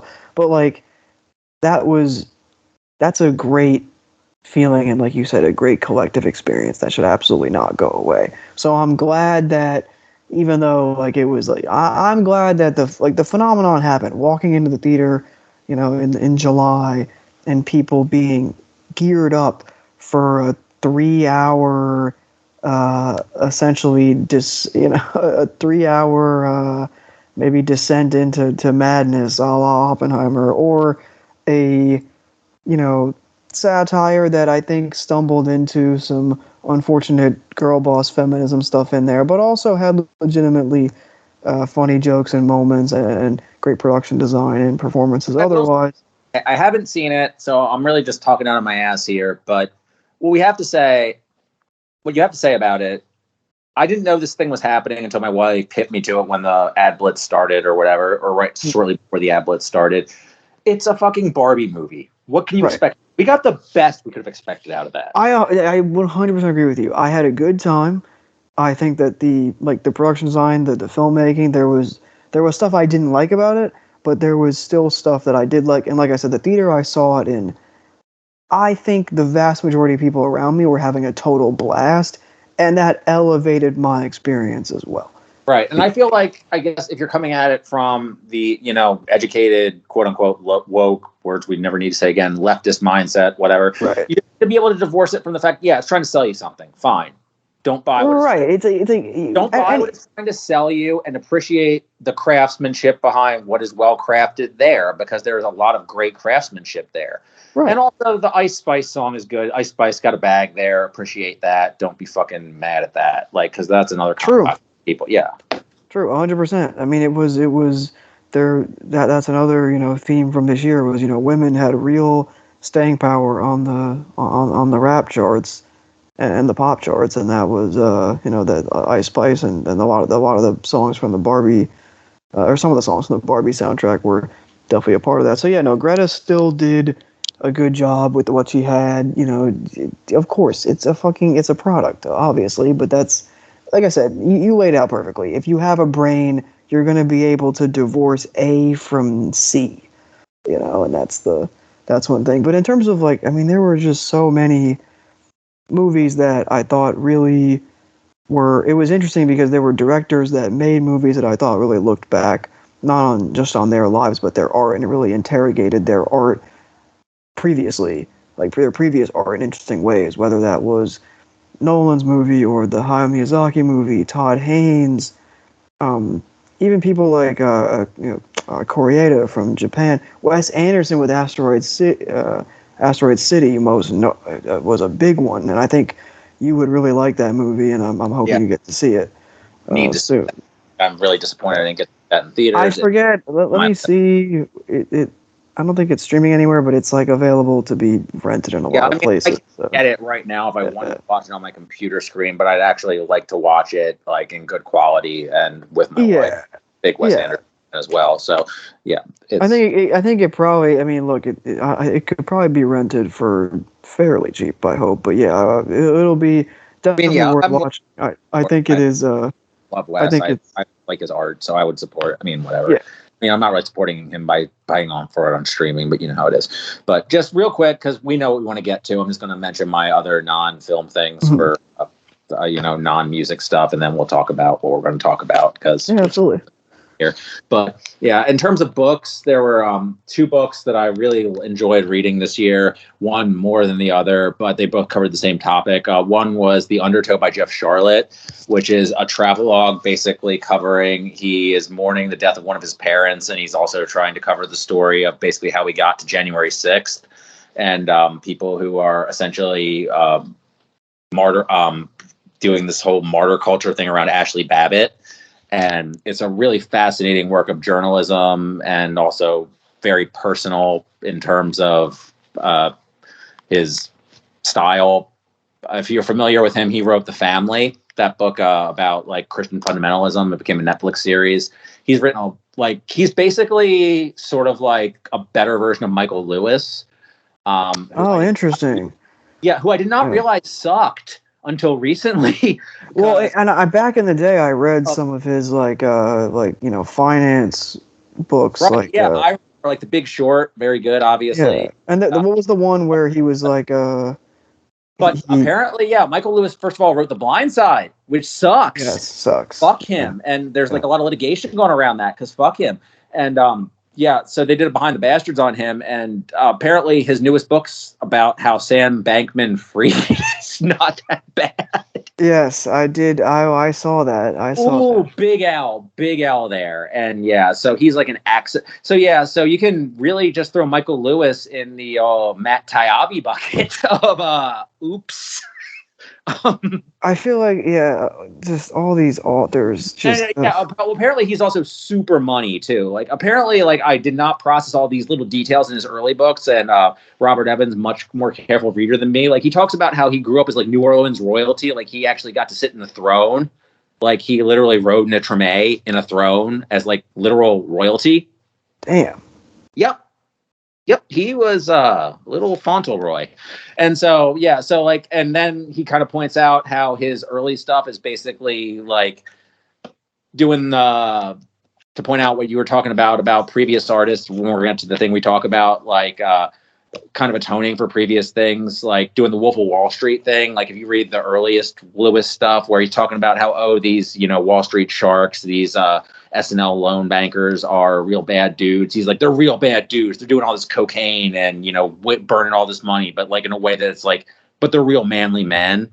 Right. Like toxic masculinity shit in the 80s where it's like, they're bad, but like they're bad type shit. Like, he's really kind of glorifying the culture. So the warning signs were there early with Michael Lewis. But whereas I think Jeff Charlotte's coming at it from a more honest journalistic perspective. So, yeah. And I think Undertow is one of the more honest, raw books I've seen written about our current state as a country. And it's depressing as fuck, as you couldn't probably tell from the way I'm describing it. But it's a really good read. I got through it very quickly. And from a female perspective, is a book that, when I tell you the title, it's called Raw Dog. It's Jamie Loftus. And when I said I was going to talk about podcasts, it's because she's a podcaster. And she's one of us. And I know of her because she was on Behind the Bastard. She's one of my favorite guests there. And she was talking about writing this book for a while. And it's a book about hot dogs in America, but she uses it to talk about a lot of other things too. It's also a travel log about going across the country, and she wants to try as many hot dogs as possible, but it also becomes about other things like her father dying and her relationship falling apart. And also, when you go and try the best hot dogs in America, you go around some of the shittiest people in America. And it's a really great, vivid travelogue with a very different kind of journalistic perspective than Charlotte's, from a more stand-up comedy perspective, because that's how she was like trained to write. And it's just, I think the two books are really great companion pieces. They're probably the two best books I read all year. So I recommend highly both of them. I also recommend Jamie's podcast. I said I was going to talk about podcasts. She wrote and directed and performed a podcast about Lolita called, very uncreatively, because they made her call it this, Lolita Podcast, which is 10 episodes about the book Lolita, which is a book that I read and did not really process properly in high school. And a lot of people didn't process properly. And she did a great job analyzing that. And she also has another podcast called Ghost Church about American spiritualism, which she did about 2 years afterwards, and is one of the most well-produced and researched and just wonderful podcasts I've ever listened to, and cannot recommend highly enough. So shout out Jamie Loftus, wonderful content creator in all fields. So that's what I got there. But I think the one thing we really want to talk about in this section is best film I saw this year. The only film I saw in theaters this year, Killers of the Flower Moon by Martin Scorsese. Yeah, perhaps you've heard of it. Yeah. Kind of a big film, kind of a guy good at making movies. Yeah. Really good ass movie. Yeah. Wow. No, Martin Scorsese, never heard of him. It's funny. I read the book. Really? Okay. So I got the book for my wife for Christmas. I hope she's not listening too close. But I mean, I think she knows. That's one of the things I got her. But yeah. So you read the book. How close does it adhere to the source material, first of all? Because I'm not familiar with the book. I'm going to read it when she's done. But I would say yes and no. It's kind of a two-prong, where there is the POV of the book at a point is more about, I mean, it's in the title. There is more of an FBI point of view in the book, and that doesn't mean there's still the long Lily Gladstone's character name escapes me at the moment. I don't know why, but from her point of view, there are still the inner monologues, and there's still plenty of her voice in the book. But the book at some point does devolve into more focus on it's about what happened, but it's also it becomes a procedural, 100%. It becomes a procedural at some point about following Jesse Plemons' character and that whole FBI thing, because that was really how to my knowledge, the FBI was like established as being legitimate. Was that interesting? So was it's like that thing? The FBI was still like in its infancy when that happened. So it's a bit of a Mindhunter type origin story sort of situation.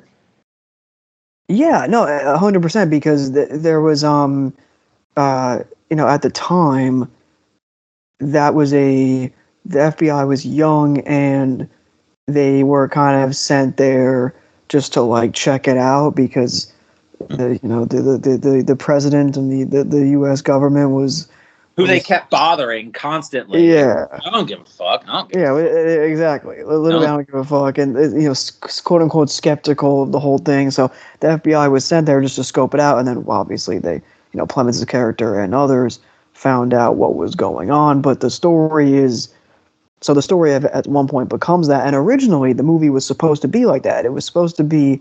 That would have been such a shittier movie, by the way. I mean, not that. And here's the thing. But what the film he made was so much more potent. Exactly, and the thing about it is, originally, I don't have a shred of doubt in my mind that Scorsese could have shot the hell out of that. Whatever that movie would have been, it would have been a good movie. The procedural would have been. It would have still been. It would have still been good. Right. I mean, first of all, you could have put Leo in the straight genre. Like Cape Fear's a genre film, and it's very good. Like Cape Fear's straight genre. He could have made a genre. He could have put Leo in the Plemons role and made him the lead. He could have done all this stuff, and it would have been like, it still would have sold like gangbusters. People would have saw it. It would have made a lot of money. Apple still would have paid him $1 bajillion, like whatever. But instead, he and DiCaprio sat down. I think it was during the height of COVID. Because Scorsese had wanted to make this for, I believe, 7 years. Since he made Silence, he wanted to make this. But he had to do The Irishman first. And he and DiCaprio were talking, I think, in like 2020-ish, if my memory serves, from the story they're telling on the press tour. And Marty was talking about how they decided, and he really decided that wasn't, that's just, like, that's too easy, it's too convenient, that's not the story. That's not what it is. And the movie is obviously, I think we both agree, all the better. Well, first of all, I think it's the perfect choice to have. This might be my favorite Leo performance. Leo's performance here of just being so, you can't tell if he's that stupid or it being intentionally dense. He rides that line so thin. That's brilliant. It's just so infuriating.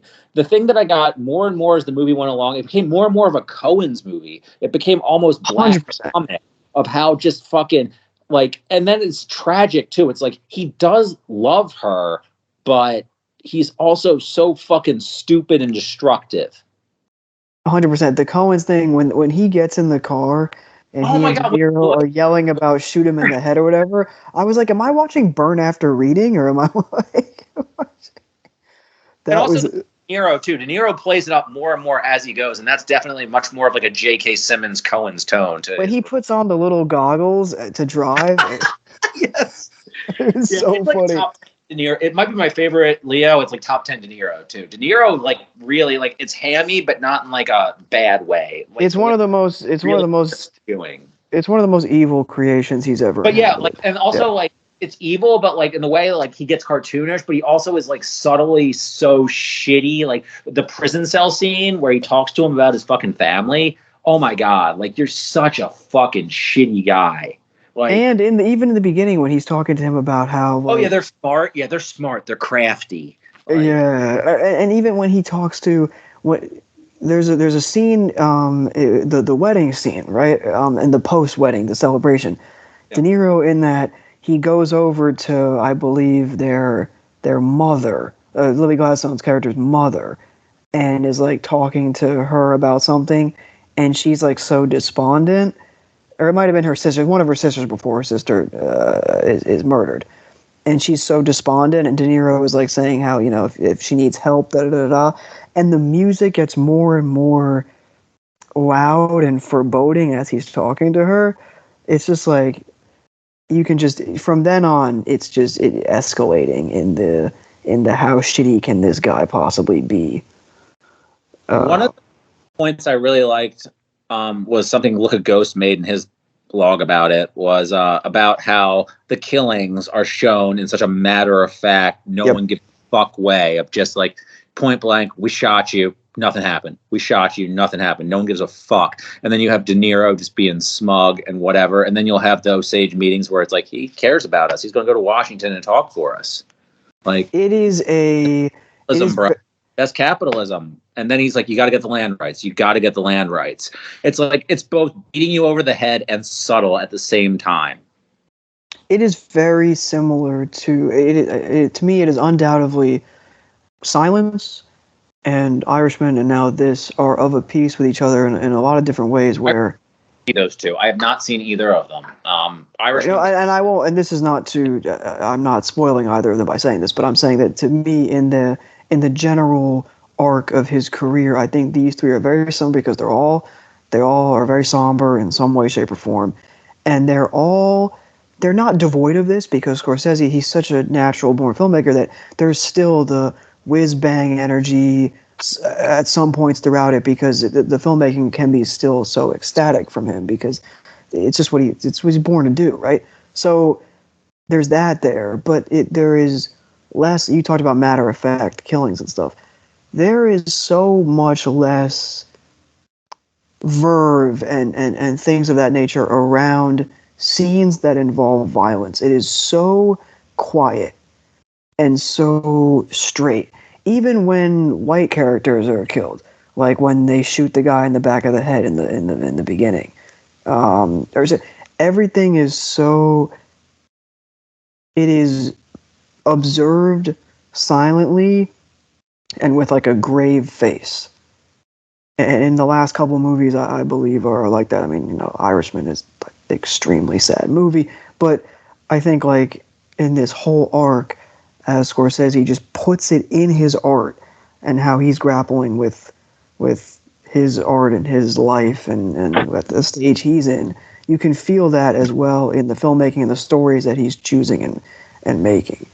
And you can feel that just because people, in my opinion, an extremely dumb criticism is like, oh, but look at how exciting he makes violence look like 20, 30 years ago.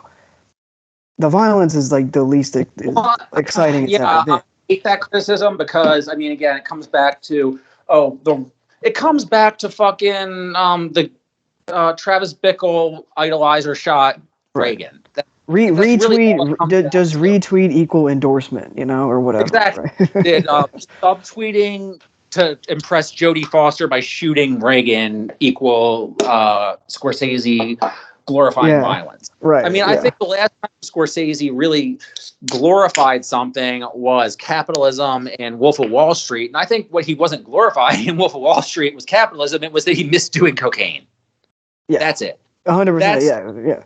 Glorifying in Wolf of Wall Street was, consciously or not, he missed substance abuse. And maybe that was the point too. And I don't know, he probably wouldn't openly say that. That's what I got out of that. And the other thing I thought was gross that he paid Belfort to work. Like, don't pay. Well, I think the Belfort, sure, maybe it is gross that he did, but the cameo is like, I think it's not. I don't think it's flattering, but he still paid him. Yeah, I would say I think it's a perfect dipshit moment, the cameo. But yeah, it does suck, obviously, that his name is, yeah. But anyway, there's an irony about it. Yeah, it's a different conversation. Right. I mean, but I agree that people willfully misread Scorsese's take on violence. Like, again, I don't think he is ever. I think that he's so good at filmmaking that people misread the point.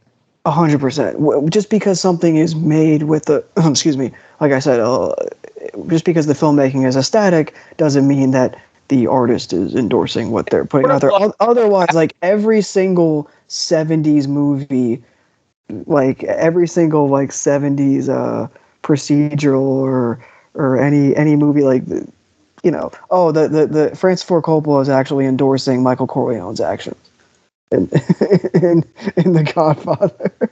I mean, it's sort of like the idea that rap music glorifies violence just because it sounds good. 100%. Fools listen to music, or do you just skim through it? Like, I hate to be cliche, but honestly, yeah. If something is put in front of you, that doesn't mean that the artist is telling you to do something. Presentation is not endorsement. Right. And I mean, the Flower Moon is just like, I want to get your take on this, actually. Someone, as I saw a tweet from a guy I follow a few weeks back, said Flower Moon and Oppenheimer, and I haven't seen Oppenheimer, but Flower Moon and Oppenheimer are kind of like the There Will Be Blood and No Country for Old Men kind of duo. Because, I mean, ironically, they were both shot in close proximity of each other, same sort of thing, where, the American West, Southwest, and they both are major films that are going to be in, the Oscar contention from two, like, legacy auteurs who are making very personal, movies very personal to them, and these epics, these 3-hour epics. And so I wonder what Flower Moon is more similar to. Is it more similar to There Will Be Blood, or is it more similar to No Country bummer ending? Not that There Will Be Blood's ending is not a bummer. There Will Be Blood's ending like a fucking uplifting ending.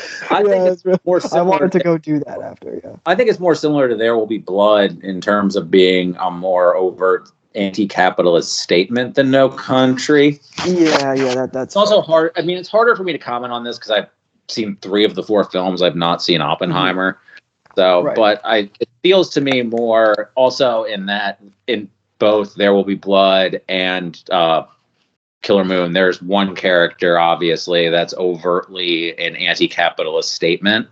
Yes. And in Killer Moon, there's 2. But, obviously Plainview and the De Niro character are both, like, fucking exploitative scumbags. Yeah. So some of the biggest that have been put on film in American, recent American history. It's also would be very interesting to see somebody. You're talking about how you would really like to hear somebody with really good criticism chops tackle the Andre album. I'd like to hear somebody with good film criticism, Rosenbaum-esque chops tackle There Will Be Blood versus Killer Moon. That I would absolutely read any amount of words. Yeah. And I guess on the topic we talked about the ending being a downer for both the 2007 movies.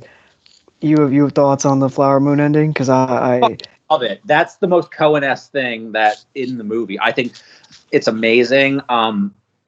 For a split second, when I saw that he was on screen delivering it, I was like, not sure. But for a second, I'm like, Shyamalan? ? Director on there. Right. But then I'm like, no, it's perfect. It's fucking perfect. No notes. Like, just the way, there is so much to it that, like, it's so it's so gutting. Like, the fact that it's just basically archival, it's so fucking gutting. And just there's so much to it, like him reading it, basically, like how he's not absolving himself, and the fact Scorsese he's always had guilt about various different things. Well, that's the Catholicism right there. Yeah. Like, and this is the guilt of, like, I'm the only guy that was allowed to tell this story type of thing. I think that one of the big real threads of the film is the DiCaprio character being like, I don't know, I'm too stupid, I don't know. And, like, that's the whole American thing. I don't know, we don't know. We're just here on these people's land. We don't know. Shit just happens. We don't know. We have this. We don't know. People die. We don't know. I don't know. Here it is, in front of your face. People died so you could have this.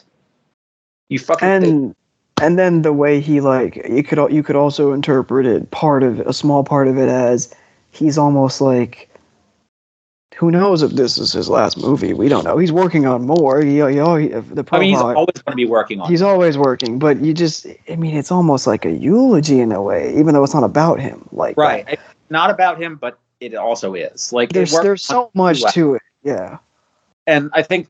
Yeah, another way the movie is brilliant is, like, the mingling of archival footage and, like, that sort of documentary material with the dramatized stuff, and the real question the streets are waiting for, and by the streets I mean me, is, are we going to get a Patrique review on the website? I mean, I've got a bunch of spoiler. I have a bunch of film reviews that I've been sitting on, but something happened, and I don't know if they can be published anymore. So. Oh yeah, that's right. Well, we'll have to but get there might our be, picket signs out. Now, stay tuned for the next episode of Living Off Borrowed Time. There might be some news in the future about the content that I produce on the internet. I am locked in for that, but I will say that this is, I mean, as great as the year was, and I've seen a lot of good movies this year. The Flower Moon was definitely my favorite. It's top 5, maybe even top 3 Scorsese. To talk just real quick, wrap it up about the communal experience of seeing a film.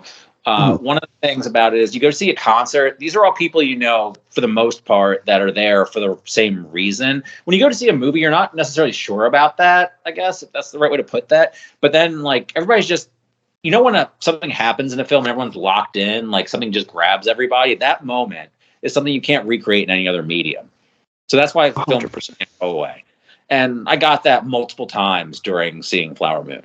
And it reminded me of why that's such a great communal experience. So, fuck you. When the movie ended, I saw it in a mostly full theater. I would say 80%, 90% full. When it ended, you could hear it was silent. Everybody just shuffled out. It was, and the silence was resounding. It spoke volumes. We didn't need to talk.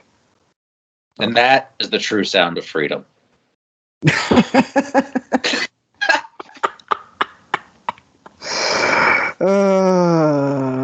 That's actually your movie of the year, right? Oh, of course, yeah. But the liberal media won't let me say it. Otherwise, the podcast will get pulled from YouTube. It's okay, Podesta, relax. Yeah. Cancel council, come at me. Oh my god, that was great. That's the intro. Yeah, there's your pull quote. I told you that was actually 1 hour and 59 into the. Jesus God, we're getting 1 hour and 59 minutes before we actually talk about the music we like. The podcast episodes are just. This is actually just what the Patreon was going to be years ago. Years ago, when we thought about it for a hot second, this was what it was supposed to be. Oh my god! All right, music. Well, Wyatt will have timestamps. People can. Yeah. Why about the timestamps? Right now, I just picture him glaring at the screen. This is what the 2023 has done to all of us. This is what it's done. What's something that what's? Go ahead, you start. I'll start. All right, cool. Well, let me throw on. All right, so an honorable mention that I feel like we could both talk about is Blink. I guess I'll say Blink twice. Is the Soof in? We'll be talking about that at a later date. Ellen. Oh, so hold off on that. Wait. I thought about because one of the last things I did was look at the year-end list, and it's 2 or 3, and I'm like, fuck, I gotta listen to the Sufjan album because I know Trav's gonna have it at We will reconvene with Trav. We will reconvene because I know Trav's gonna have it at 2 or 3. Because my thing was the Ascension was him doing Age of Ads, and I'm like, that's pretty good. And now I'm like, fuck, it's him doing Carrie and Lowell. And I'm like Carrie and Lowell the first time. Yeah, it's really good. If I listened to it more, it would have been. I'm sure it's good. Yeah, I'll be honest. I had only heard it once in full, and then some other parts. But I knew that if I was in the headspace for it more, it would rise up my list more. But yeah.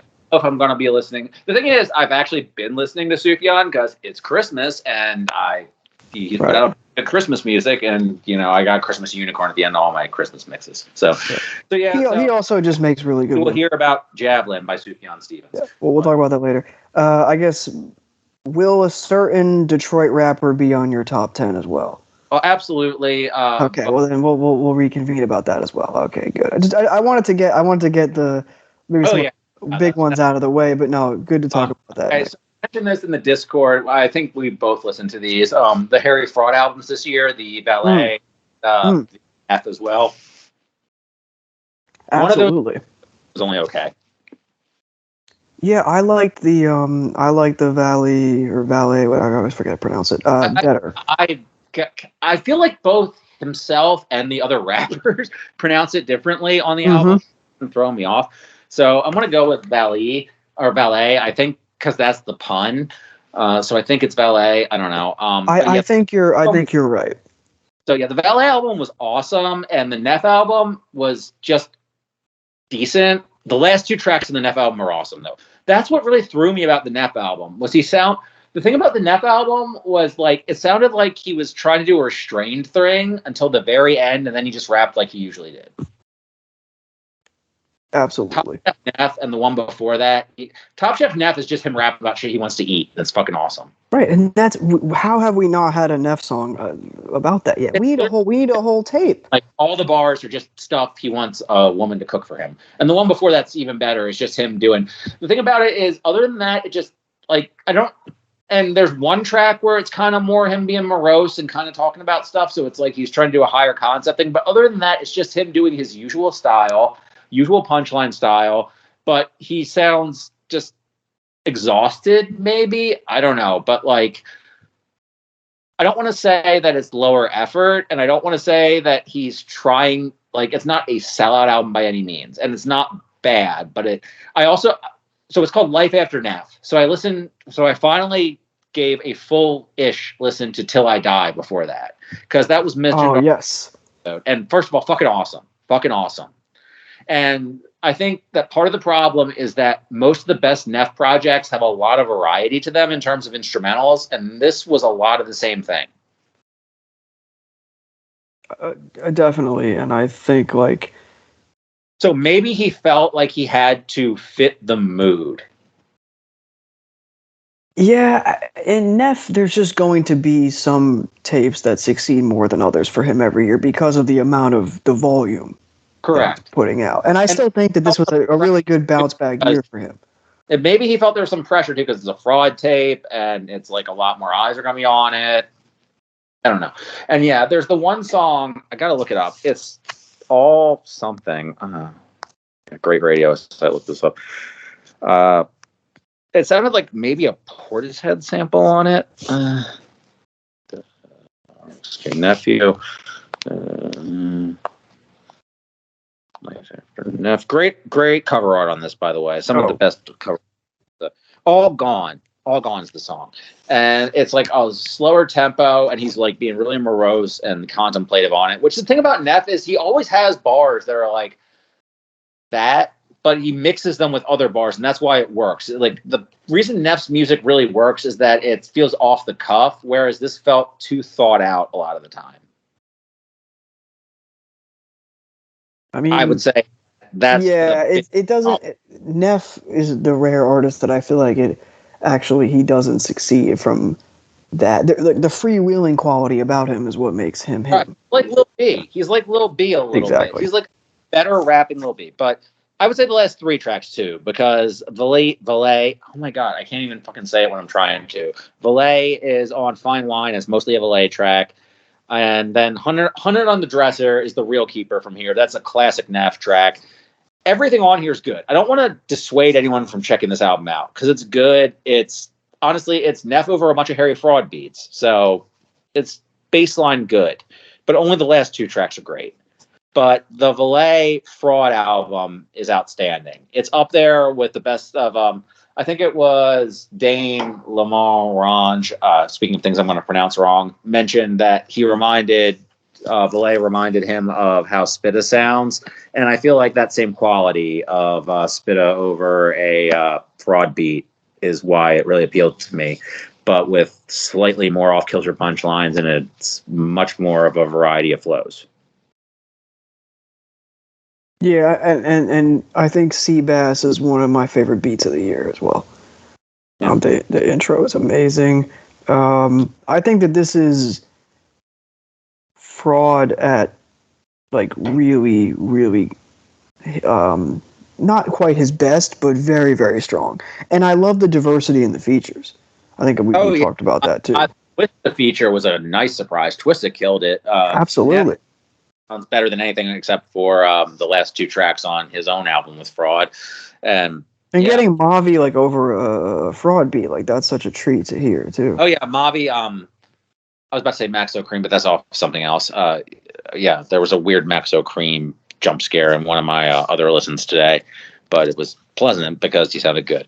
But yeah, this was a really fun album. Like, the thing about Malay is that I've never been super impressed by him, but he's really consistent on here. There was one track he had where there were like some dumb punchlines that were one after the other, but even then, his flow.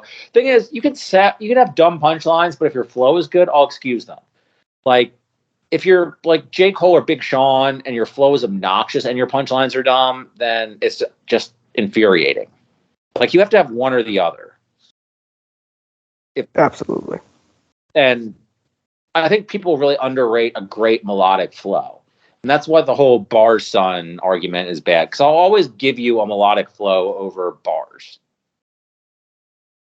I mean, and it just sounds better, like in more cases than not. Especially with the right production, which is obviously Fraud is providing a great backdrop. Fraud is a master at working with limited rappers. I mean, he made French Montana's career. Exactly. Of all rappers, French Montana. And French Montana. Like 7 quotation marks here. I also will say that the song Uppity is also a great beat. Great beat. But yeah, no, the whole tape is good, and I really didn't have any complaints. It was quick, efficient too, only like 10 tracks or something, so yeah, I think they're good stuff. Yeah, I think the two albums work in contrast to each other and breaking an artist to a bigger audience, and that one is more effective than the other. I think the Neff album could. The thing about it is, I don't think Neff will break to a bigger audience. Like, it's a little. You're gonna like Neff, or you're not gonna like Neff.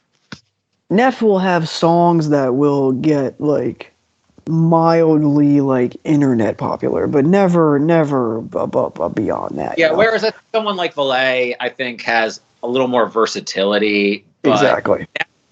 Neff can rap a little slower about the same stuff, but he always seems like he just wants to just go crazy and yell about what his back would look like and who he wants to punch in the face. And you just want him to just do that. You don't want him to restrain himself. And I feel like the Fraud album is him just dialing it back a bit. No one wants to dial back Neff. No, and nor should they. So yeah, Till I Die is the Neff from this year. It would be in my top 25, I think, like off one full list. And that was exactly what you guys promised. It's super fucking fun. I love that it was number 1 for One Day on RYM. That's awesome. Like, it really should have had a longer reign. And shout out to Critical for being one of the best songs of the year. That has so many, like, that. I think that might still be his number 1 on Spotify, actually. Yeah, no, I think it is. I think that was one that got. Oh no, it's number 2. Number 1 is Critical Cyber Speed Mix. Yes, that's like I think that's like a TikTok thing. They sped it up or something. I don't know. I'm not up on that, but I think that's like a sped up ish version or something version of Critical, because like people were making TikToks to it, something like that. Yeah. So, shout out to Neff. There were like 2 lines on the second song, Critical, is like, I doubt I ever win an Oscar. And there was another line on that. I was like, I had to stop my run this morning when I was listening to it to just like stop and laugh. That's the thing about the Fraud one, was like, I had to get to Hundreds on the Table before I stopped. I judge a Neff album by when I have to stop and just laugh really hard.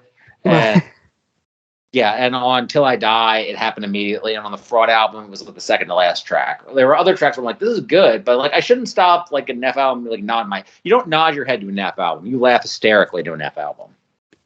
100%, exactly. That's the beauty of Neff. But I thought he had a really good year overall, like in terms of like bouncing back from, I thought, a kind of subpar 2022. So I like the fact that he also had a couple other tapes that I really liked this year that I have remiss if I don't list off, but also I just haven't listened to them nearly as much. But Ready to Ball, I think, had a lot of cool like DJ tags and drops. Kind of felt like a more old school Southern rap type of tape. That one was really dope. So I think that was my next favorite after Till I Die. But yeah. Trying to think of what else in terms of like honorable mentions. I mean, there's plenty, but in terms of stuff that we both listened to, I had Navy Blue on the honorable mentions. I don't know if you listened to that. No, he put out that trilogy that took forever. Yeah. And I did not listen to that, and I have it, but I didn't listen to it, and I also didn't listen to his album. So no. The answer is no. Well, Ways of Knowing, really good record. I'll just say that like Navy Blue, really great rapper, and someone that I think I kind of just underrate a little. I think I kind of have underrated him to this point. He's gotten more compelling. Yeah, he's got. I used to think he was like a good, not great artist, but I really, really like this album. And I would say Navy Blue is probably like the best timeline version of Black Milk. That's a good one. That's a really good one, yeah. He's like New York instead of Detroit. Just gradually getting better. Like Black Milk, I felt like really lost. Like he put out an album this year that was fine. That I won't say anything bad about, except the Fonte verse on that's one of the best things of the year by far. I'll seek that song out for sure. But I think it says a lot that I can't remember anything from that album other than the Fonte verse. But yeah, I mean, Black Milk's always struck me as somebody who struggled really hard to rap well to his own beats, whereas Navy Blue is somebody who like was always rapping in pocket on his own stuff, who has now become a fairly compelling rapper on his own beats and always came up with really good beats for other people. And I think sees other rappers over his own beats as competition and stepping up to that competition. Yeah, and Navy did his thing with that album, and I think it's very personal, very honest. Sorry, what? I said very honest, like very personal. Oh yeah, no, that whole scene, like Navy, Akai Solo put out 2 albums this year. I have not yet heard again. That's the thing about this year. Again, no classics. There's so much shit. How are you listening to everything to know there are no classics? There's so much shit. You took the words out of my mouth. That's right there. Wait, on the topic of just so much shit. So you for a little behind the boards here, you hit me up for some last minute recs the other day. Did you get a chance to listen to any of them? I didn't get to the Peep, unfortunately, the Peep remaster. So yeah. I don't think anything in that. I didn't. I listened to what I said in the Discord. I listened to the Gucci and BG, which you didn't ask me to listen to. I didn't, and I didn't listen to it myself. So I was just it's fun. It made me mostly think about how fun a Gucci and Lil Wayne tape would be. That's never going to happen. But BG sounds fine, and Gucci sound great. So I did not listen to the Gucci double album. I don't have the the 70 that's for Sophia. Shout out Sophia. Yeah, the 75-minute Gucci double album in 2023. Oof. Yeah, with a bunch of weed carriers that aren't like anyone that we care about. But yeah, that's. I mean, shout out to Gucci for putting out Wappenheimer. We all wanted you to, and you did. So yes. But yeah, the Gucci BG album is fun though. Choppers and Bricks. It's a Gangsta Grills, I guess, because oddly enough, Drama put his name on it. There are no Drama drops, which makes me think that was like a last second thing. He put his stamp on it, but it's a fun tape. A lot of good Gucci verses on it, and it was a good look for him to hook up with BG as soon as he got out. And BG sounds hungry, so if you want to hear that kind of throwback sound, it's a good listen. It's short. The beats lack personality, but a lot of good Gucci verses on there. So I will revisit. I'll tackle a couple Gucci projects in one day at some point down the road. But for now, I have to make a meal of it in real quick. Yeah, today, breakfast, lunch, and dinner. Breakfast, lunch, dinner, and maybe even dessert. And dessert, yeah. I'll be sure to have some pancakes. What else in terms of stuff that we've mutually listened to this year? To the Alchemist Flying High EPs at all, or no? Yeah, I did, and I wanted on the Alchemist front. Are there any projects joint projects that are not going to be on your list. Earl is going to show up on my. And I imagine the other one involving a rock is also going to be on there, right? Yeah. So, yeah. We'll hold off on that. We'll table that discussion because Did you like the Larry June, by the way? Yeah, I did quite a bit. I did too. Too many repeat listens, but the thing about the Larry June is that I feel like he's filling a role now that Wiz used to fill, where it's like not a super rapping dude that shows up on these projects that just kind of has a vibe. Right. So which there's always going to be a place for, in rap. Yeah. And I actually forgot to mention this on the surprises. It was Smoke Dizza, Wiz Khalifa, and Girl Talk did the project, and with Big Crit, and that was one of the most throwback things I didn't expect to happen. I didn't even hear this. Yeah, I think, again, shout out to Dane, I think, was the one who brought it out to the chat. But, yeah, it's some of the most, oxymoron of the year, motivated Wiz Khalifa I've ever heard. But, yeah, and, again, Crit has not really engaged. I mean, Forever and a Day was awesome, but then beyond that, Right, it was so long ago. It was Forever and a Day ago. I knew that was too easy. Yeah, that was you deserve that. You deserve that. That was easy. I made that one easy. But yeah, and I mean, Diz is always like take or leave, but that it's like a half hour. It sounds like it's 2012 again. I really wish they got. I mean, Spit is on one track, but yeah, is exactly what you want to hear. So. But what I also pointed out in the server is there are so many Wiz Khalifa albums he's put out.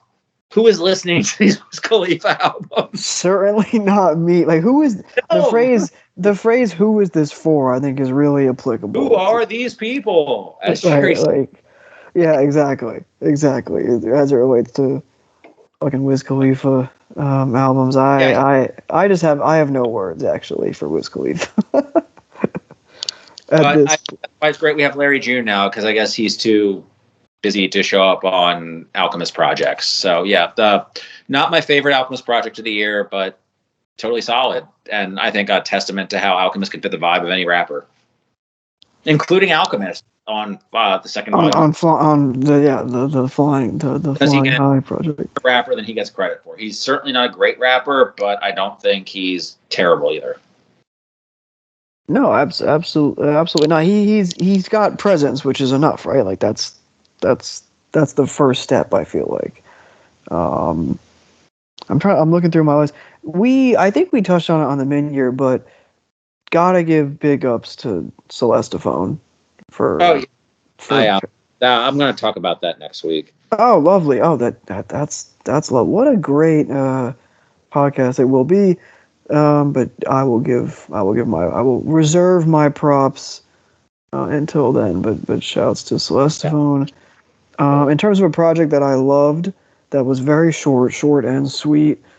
Shout out, excuse me, the Days God and Mo collab EP. For those of you that are unfamiliar with Days God, electronic music artist from New York, plays around with a lot of different genres, whether it be drum and bass, Jersey club, house music, etc. But this EP is definitely like a jungle sound. It has some like D&B in there and some club stuff in there, but it's only 3 songs. It's a gospel overture. Came out a few months back, and I have not stopped listening to it. I would say like weekly. This is short, sweet. I think it's only about like 10 minutes, and the first track, I don't know what it samples, and I might sound stupid, but it almost sounds like Steve Harvey. It's not Steve Harvey, but it sounds like it, and it could be. So I'm just putting it out there. But it's got like a lot of momentum. I love the sampling, and I think it also is like the best shit that Days put out this year. And I also was lucky enough to see Days God this year in concert, to which he actually I wrote about it in my log, just some quick observations at like 4 a.m. on the train as I was heading back from from Brooklyn, and he posted it on his Twitter because he found it somehow, which alerted me to the fact that there are some artists who do go on RYM sometimes and see what people have to say about them. And he posted it was like, great astute observations from RYM user OptimalAudio. And that was one of the funnier things that happened to me this year. I would be fucking flying on that subway ride. But I would say that one of the highlights of my year was, and podcast producer Wyatt alerted me that noted hip hop artist Mr. Motherfucking Esquire actually listened to the entirety of our podcast about him and gave detailed feedback about it. With many comments. Motherfucking Esquire, we appreciate your feedback. Thank you for your feedback. Please put out the Mad Lib album. That would be appreciated, but we understand if you can't, and fuck you to Egon forever, just in general. We don't know if Egon's the reason the album isn't coming out, but fuck you, Egon. So, just in general. Great stuff for the pod still, even in a slow second half of the year for us, the pod still was getting looks.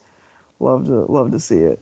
Yeah, no, that was one of my favorite podcasts to do. Y'all should listen to it. You're not going to, but every podcast we've done with Thought Foul has been outstanding. The Rock Marciano one was got great episode. And so you should check all those out. But just going through my honorable mentions list here, we are obviously big boosters of the Bruiser Brigade here, and Zelooperz put out a collaborative album with somebody completely unknown to me, Quade Diesel. Yes. And this was a lot of fun, and I did not know anything about Quade going into this, and I didn't think anybody aside from Bruiser Wolf or Danny Brown could hang alongside Zelooperz, but he found somebody, and this was a really fun 30-minute listen. Like, some people on the internet think that JPEG Mafia invented the idea of a collaborative album where you say foul shit, and I think that they should listen to this album because they say way much more foul shit on this album. So, and it's a lot funnier and a lot faster moving. So. Yeah, Zelooperz is this might not exactly. This is my most cogent analysis. Zelooperz is a really fucking good rapper. End of analysis. Like he's a really good rapper, and in a way that is just unclassified. Like he's unclassified. Here's a great sentence. It's unclassifiable. It defies classification every time I listen to him. But like every project he does seems defiantly different. Right. Like he put out Van Gogh's Left Ear, which feels like that was his prestige project, which feels reductive to say that, but it feels like it was really constructed to reach a larger audience. But then he comes out with like a bars project, and he also comes out with Get Wet Radio, which is fucking disgusting. Yeah, like it's disgusting, but it's also works on its own terms. The R&B vibes from Zelooperz there. But I mean, microphone Fiend is so sick. Roast out in the way you said R&B vibes from Zelooperz. It was just like R&B like. But it works. It does work, but that's. But I also not really reaching for it that often. It's charisma and personality. That's what he has so much of. Exactly, and it's the same thing for Danny and Bruiser Wolf. Like that's why that collective works. And eventually, we're going to talk about Mars Kumari, and that's why like Danny's done such a good job establishing this collective of just like-minded people who produce completely different music that's also still cohesive. So Microphone Fiend is a sick record. Microphone. That was when I said the bars record, and yeah. So, but even on his bars record, there are still like the beats on that feel like something new, and he's so cool. He has a fucking 454 feature. Shout out to 454, one of my favorite artists of the last couple of years. Who I shameless lucky enough to see at a show this year, which was great, except I almost lost my hearing. But anyway, moving on.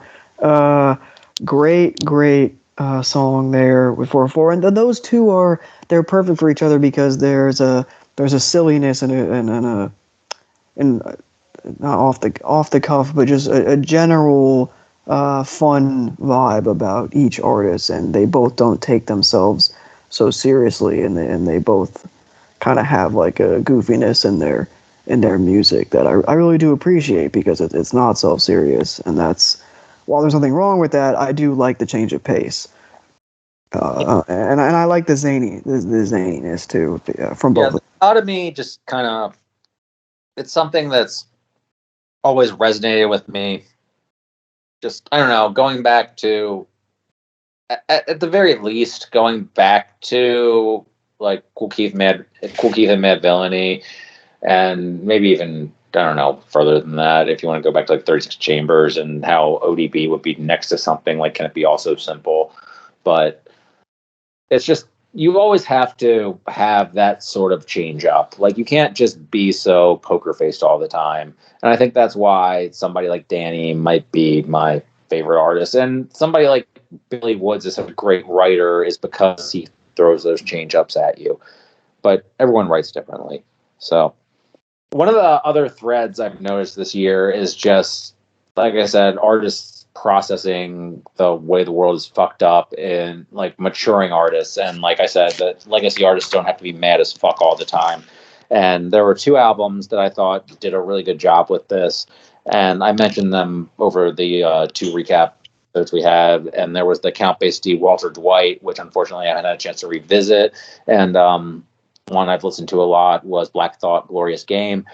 Black Thought put out his autobiography this year, and unfortunately, even though I was sent a link to steal it, I have not read the autobiography yet. Hopefully, by the time we do our year-end episode, I will have given that a quick read so I can speak more intelligently on it. But yeah, the Black Thought album, I think, is a really good capstone statement on his life, and I feel like it revisits a lot of themes that he's talked about in his music previously. And the Count Basie album, if you've been following his career, is kind of speaking on where he's at. And like, it's kind of hard to talk about because he puts out these newsletters about his struggles and everything, and how hard it's been for him to actually put out art. And then he finally comes out with his album, and he has these lyrics that are actually talking about that. So it's a bit insular, but I think that if you go into it not knowing anything about that, it's still standing on its own as good music. So those are both albums, I think, that really speak to that. But then we're going to next week talk about albums from younger artists, Earl and Wiki and Mike, that I think also follow that thread. So I just kind of want to bring those up. No, absolutely. I've got so much to... one thing that was a pleasant surprise for me, not this artist who I think is having an incredible year, but one of my favorite artists of the year, just listening to Mo Baretta singles this year has given me life. He has one of my favorite songs of the year with Anchorman. He's also got, all of the singles I think have been incredible. I played the absolute shit out of them. I need the tape. I need the album. I thought I was going to get it. It's fine. It's just, it'll be out next year. But the album, if it did come out, would have been very, very high on my list, I'm sure. But he put out an EP, which I'm forgetting the name too temporarily. What is it? Oh yeah, Black Ops, was it ZRV1, something like that. And I plugged in the Discord, I plugged the song Dimension 63 in the Discord. And one moment that I thought was very cool was I said, this song's so beautiful, like I can't stop listening to it.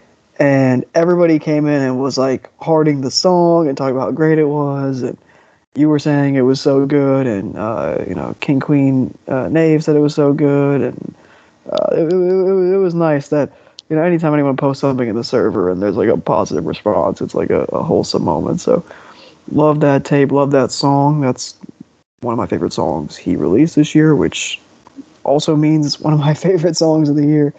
But anytime he puts out anything, I will be there. He's definitely been a super consistent artist, and I will be there. No, he's an artist you've really alerted me to that I've really enjoyed, that I'd like to hear a full project from. Yeah, no, it's tough now because there's so much of, like you said, there's so much shit that comes out, and then it's like, I try to, every time anyone posts something in the server, I try to make like a bookmark or a mental bookmark of it, but it's inevitable. A lot of stuff happens that falls through the cracks, so it's tough to keep it. Listened to this, but everyone else in the server talks about it, and I'll try and listen to it for next week if it's going to be something we're going to talk about next week. But Jane Remover. Oh yeah, the Census Designated album. That will not be on my top 10, although you would be forgiven if you would assume that it would be, because... Well, their previous projects were. So do you want to do you want to address that briefly? We could talk about it next week because I'm actually very interested to know Trav's opinion on it because I guess I'll listen. I'll try and get to that then. Yeah, he came around in a major way to the last Jane Remover album, Frailty, which is one of my favorite albums. Hold on, I'm completely unfamiliar with them, so I should probably. You're unfamiliar with their game. I don't know anything about Jane. Yeah, I feel like there's a lot there that I'm. Definitely. Definitely, we can talk about with Trav next week because I'm sure he'll have takes, and he and I talked about spirited discussions in the Discord. I know, so absolutely. And I know you didn't. I know you didn't listen to this, or let me rephrase that. I'm pretty sure you didn't listen to this, but you could probably just go with and. Well, and you'd be forgiven, but I do think that Lucky put out an album this year that I. Oh yeah, right. Yeah, I think it is his best since 2020. I thought some of the last couple were not bad, but they were kind of just aspects of it that were diminishing returns. I think that this one is really good, really sharp, not very long in any way, but really good songwriting. Production's always there, and Lucky just sounded focused, and I got a good amount of play out of that. That was somewhere in my 30-ish range, whatever, on the 30, 35-ish range. But wanted to shout it out because a lot of things, I don't really rank most of this outside of the top 10, other than kind of tiering it. And I thought that this year, a lot of any album that's in between 20 and 40 or 50 is it all depends on the day with this kind of music because it's all really good. So yeah, Lucky. I talked about Days God. I sent you the Tisa Korean record. That was a server favorite as well, for sure. I mentioned this on a previous episode. It's going to be just outside my top 10. The Paramore album that did mean a lot to me this year. A few tracks on. Oh yeah. Year. So again, if anyone who's listening to this has not gotten to the Paramore album for some reason, please do. I've not listened to the remix version. I'm in no hurry to do so, given the feedback it's gotten, but I will probably eventually get to it. But yeah, the Paramore album's outstanding. I'm very jealous of anybody who's gotten to see them live. It seems like it's been a really good show. I'm really happy for Haley. The band has gotten back together and is doing so well. So yeah. But the album, I think everything I said on the previous episode still stands. I think the album really speaks to our current condition very well, and maybe will be on my top 10 is mostly set. My whole thing about it was I wrote a top 10 so I wouldn't speak about stuff tonight and then rehash it, and then before show I'm fuck, I'm not sure about this. And that always good to just keep it as a placeholder in case anything, I mean, I've literally changed my top 10 on air before at least once. You can look at the script why it's changed. It was the Metric album, so yeah. It sometimes it comes right down to the minute before we press record. Some years I've had very similar experiences where I'm year where I changed my number one on air, I bet, but we're getting there. I'm trying to think of what other albums. I mean, in terms of recent stuff that I've listened to. I meant to listen to the fucking Ken Carson album. I didn't. I'm sorry. I really. Oh no, you're good. Really you're good. Well, you know what? That honestly. Be the time I give a Ken Carson album a try for the podcast. File that under my most pleasant or biggest surprise of the year. Actually, if I filed under that, not just because the chat was all right, it's everybody else was with you, where it was he finally showed up. And the thing is in the early days of Ken, I was I was into the sound, and then I think he just got too indebted to a sound that I wasn't really into it, and I thought his album last year was, quite poor.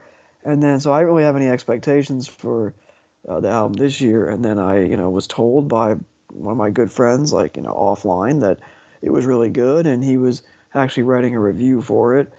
And I was just thinking to myself, damn, that's interesting that he liked it so much. He's never liked Ken Carson before, so maybe I'll get a lot out of it. And the first listen, I liked it, and then it was just it grew and grew and grew, and now actually, truthfully, it's like my number 13 or 14, something like that. So it ended up being very high on my year end.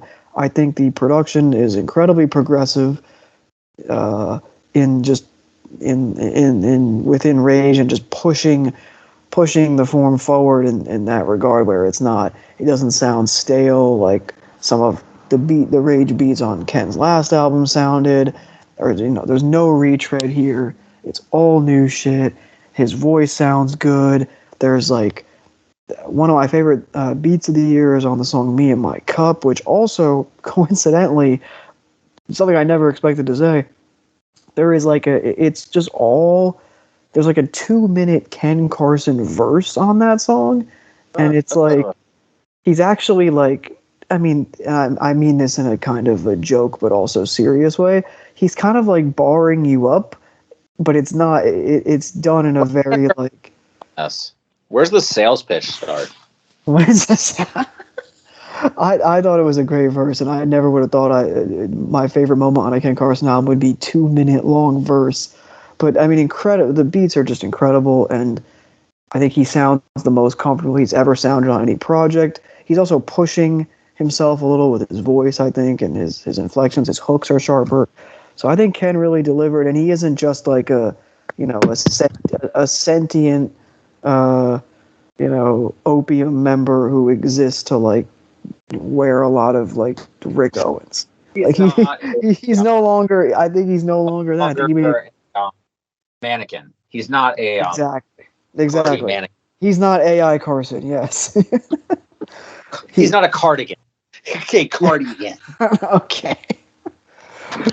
Yeah, I think he really leveled up, and I think that this is a exciting development within Opium, because there's a world in which it could have just been like Carti carrying the whole mantle, but I think that it's exciting that both Ken and Lone, who I talked about at length in the mid-year, put out albums, and Lone never fell off, so I don't want to insinuate that, although some people might disagree with me.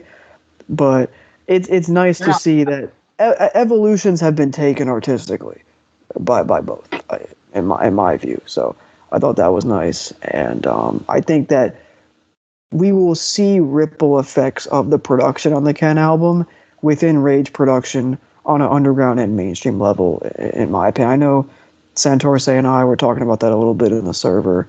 An album that came out recently, just a few weeks ago, Flex Music by Osama-san.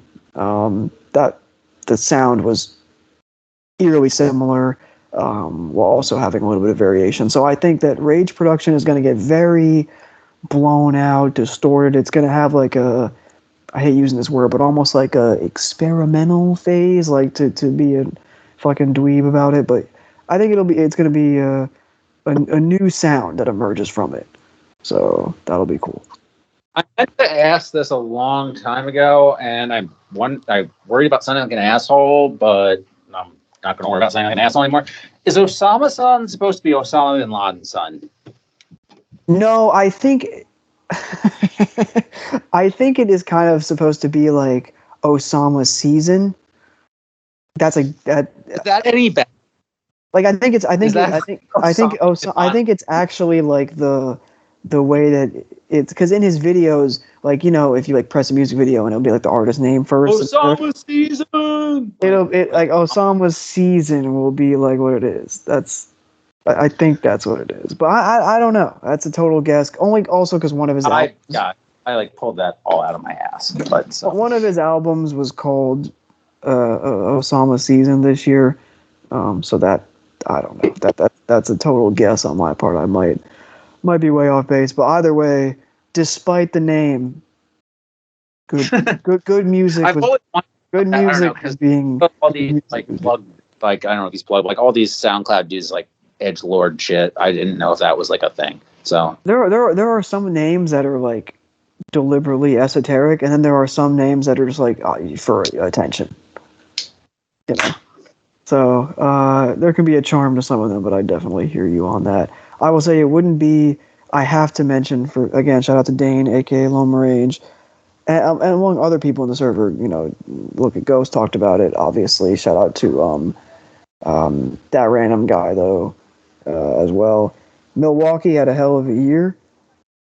It emerged into underground prominence, a scene that was previously ignored, and by me too. I didn't really know a lot about it until last fall, and this year it kind of blew up. There were a lot of artists that got some coverage in publications, and for good reason. My favorite was definitely Ayoolii. I think he's the most creative of all of them, and just drop project on top of project this year. Like, not Neph numbers, but put a lot of stuff out. Mainly in EP format though, so it was very digestible. But some great tapes. You could throw a dart at any tape and enjoy it. So I couldn't even recommend one because I have multiple on my little year-end chart. So definitely big shout out. Big, and also the article by Al Pierre, aka Alphonse, on Pitchfork, that was a whole profile, a long in-depth profile of the Milwaukee scene, and a lot of the major players within it. Was one of the 3 or 4 best rap writing or pieces I read this year. So shout out to that. I feel like Pitchfork gets a lot of outdated slamming for not being in touch or culture vulturing or whatever, but the fact they put that piece out is a sign that they're at least employing some people who have their ear to the ground and are obviously putting the right people on. So, I mean, Pitchfork had Weiss write pieces years ago. So, yeah, I think that the there's some stuff that they write that you're like, but then there's a lot of good people that they also employ that write impassioned reviews or features or whatnot about. I mean, they're not monolithic. That's the thing. People are just like, right. Oh, is this Pitchfork? Is that every a byline to it, right? Everybody that works for them is freelance anyway, right? It's it's tough to one size doesn't fit all. It's harder than with Rolling Stone, but even Rolling Stone still has good pieces written for it. Rolling Stone still had the fucking obituary of Kissinger that was written by Spencer Ackerman, who's one of the best fucking political journalists we have, where it was war criminal beloved by boomers finally dies, which was written Legacy Media Magazine, which good. Even was it a broken clock, right? Even a broken clock tells the right time twice a day. Yeah. I wanted to put that in my surprises. Honestly, I wanted to make that my sign off for the year, but let's just say it. Yeah, fucking best thing about 2023. Henry Kissinger's dead. We did it. We did it, Reddit. We did it. Drop the balloons. It finally happened. I thought he would outlive us all. Interlude. Henry Kissinger's dead. He's Santa Claus.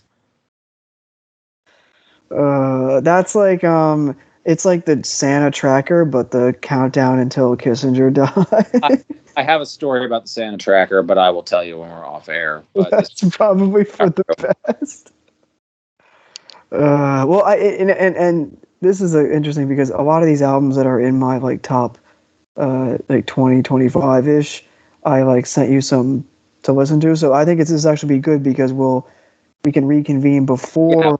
Yeah, I'll actually do my homework before the next episode and talk about them because, and I'll just rapid fire some stuff quick that is small, more down my list. Utopia is 210. I find that appalling, by the way. There's no way Utopia is the 210th best album. Are you fucking kidding? That's at least 300 spots too high. Eventually, eventually, whenever we do one of these, I start just flicking through the chart or whatever. You're in charts and being disgusted. And then I'm 210. Are you fucking kidding me? Oh yeah, there was some. Oh yeah, it's ahead of the Yo La Tenga album, which I want to talk about next week. But Utopia is 210. Yo La Tenga. Oh yeah, Utopia definitely better than the Yo La Tenga record, which by the way was on my long list. Really good album. I know you'll talk about it next week, but I just want to get my thumbs up on that. There was a trio of because he always releases a lot of music a trio of doo-wop Kane tapes that made my long list, but the one that really stood out, and shout out to Santurce, shout out to Dane, shout out to a lot of people in the server who love this one as well. Doo-wop So Based, which had the, obviously one being a pun on the Xavier So Based artist name, but also had a lot of production and sounds that were kind of in the like new age, quote unquote jerk sound, and had a new style that doo-wop was rapping over. And Pavement is one of my favorite songs of the year. I think he's flowing and he sounds amazing on that. I love the hook as well. And the intro is also one of the best beats on the tape, and one of my favorite beats he's rapped over this year. So there was a deluge of music from him, as always. It's crazy that he's kind of like considered an old head, so to speak, in underground circles, but he's like 22. I was about to say, that dude like 15 years younger than me. Also, he's been around since he was like 14 or 15. Like, I'm going to make it even madder in that. Okay, so Utopia was that plug, by the way. Okay, Utopia was 210. Because what I'm going to mention is a plug album. Utopia was 210. The plug album Alexandria by Isaiah Tg is 200. Yeah, I know. Butcher that. So that's that. It's 43 spots worse than Utopia by Travis. That offends me on a personal level. I was going to say, I knew that was going to make you so mad, and I don't even know a thing about this man's music. I keep getting him confused with the free jazz artist that worked with John Medeski. Second Medeski reference you're not going to get on this podcast. You will never on any other podcast you will never get. Well, I was going to say, this is the Venn diagram that no one cares about. But on the topic of Alexandria, I will be speaking about. I was going to say, there you go. There's your. Yes, I will be speaking about Alexandria next week. Okay. I have many nice things to say about it, but also today I learned a horrifying thing. So thank you. Oh, God damn it! That's Phoenix. No, you're good. You're good. God damn it! That's not your fault. That was useful information. One of these dudes, though. Every fucking one of these dudes. Hey, Going is also worse than wait, hold on. When I said live on air, fuck up. When I said today I learned a horrible thing, I meant you telling me that was a horrible thing. Oh! I thought it was the usual horrible thing that happens when a plug. No, but you're also correct on that front. Oh, naturally. By the way, speaking of horrible things, Ways of Knowing is also worse than Utopia, and Victory Music by Really Young Phil is also worse than Utopia, and Shorty RXK32 is also worse than Utopia. You're hurting my soul. Well, no one ever said RYM got it right. The Slow Dive Reunion album is also worse than Utopia. Hey, at least that's not rap music. Neither is Utopia.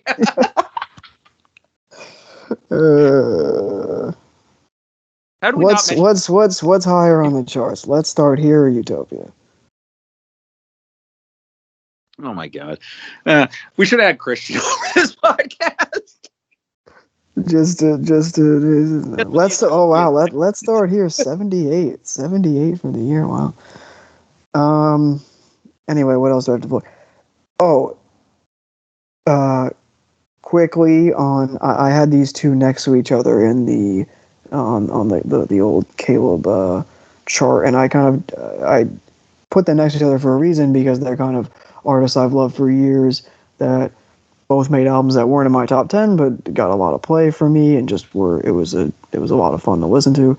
The Eat record, no surprise, I loved it. Not one of his best for sure, but definitely one that I really appreciated. And if you want to hear my thoughts, we did a podcast. Me, Ben, aka Created by Rejection, my good friend Joe. We did it top of the year. You can hear it. We did like at least an hour and a half on it. And we talked about other things too. Great podcast, had a lot of fun. Also, the Summrs album is one of his best in years. He had been on a losing streak, in my view, and the view of a lot of people that I talked to that were Summrs fans, but came back with What We Didn't Have. Very personal record, introspective, some real pain in there. And also the song Martin and Gina, the collab song with Autumn, I think is one of my favorite Plug and B songs of the year. Kind of has that like old 2018, 2019 sound. Like, so that was nice to hear. And I think I also, so last year, as I continue rapid fire, my favorite album of last year on our year end was the Baby Woe mixtape by Glock 40 Spaz. He put out an album this year, Took the Biggest Risk, which was kind of like a commercial debut of sorts.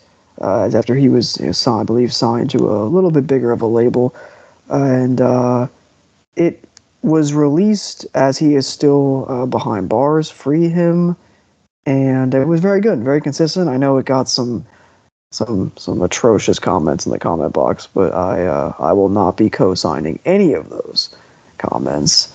It upsets me greatly that there's a comment chain in the comment box that just says "took the biggest shit." So that's what RYM thinks about hip hop these days. But anyway, great tape. Liked it a lot. The song "I Got an Army" is one of my favorites of the year. And I rapid fired a lot. I'm just looking for any other ones I can plug. Continuing to scroll. I'm continuing to scroll as well because this is great radio. I'm continuing to scroll through albums that are worse than Utopia by Travis Scott. By Travis Scott, yes. yeah. Isn't It Now by Animal Collective, also worse than Utopia by Travis Scott. Outstanding album by a band that continues to get better in their later period. It continues to be better than Travis Scott. I would not say it's quite as good as their previous, but it's still excellent. I think this band is very important in speaking to our current condition in the same way that Time Skiffs did, and also in something that's very important to me in terms of translating the communal live music experience, the jam band experience, to a studio space. And I think that just very interesting sounds. I think that they've only really put out one album, Painting With, that I think is uninteresting. And this album's just remarkable. The cover art's not very good, but most of their cover art's pretty ugly. So that's neither here nor there. Also worse than Utopia by Travis Scott is Reset and Dub by Panda Bear and Sonic Boom. I'm not a huge fan of the original Reset album, but I think obviously Panda has a good handle on reggae soundscapes and who to work with, and Sonic Boom's a great collaborator, so this is a great dub set of remixes of the material. So those are both really good to check out if you're a fan of Animal Collective. I've spoken about them a lot on this podcast, often not articulately. This continues that tradition. Also worse than Utopia by Travis Scott, which is just a bunch of shit he stole from fucking Kanye demos over a course of 10 years. Right, which were already not meant to be put out as actual songs. It's not very good. Like, you've all listened to fucking Yachty.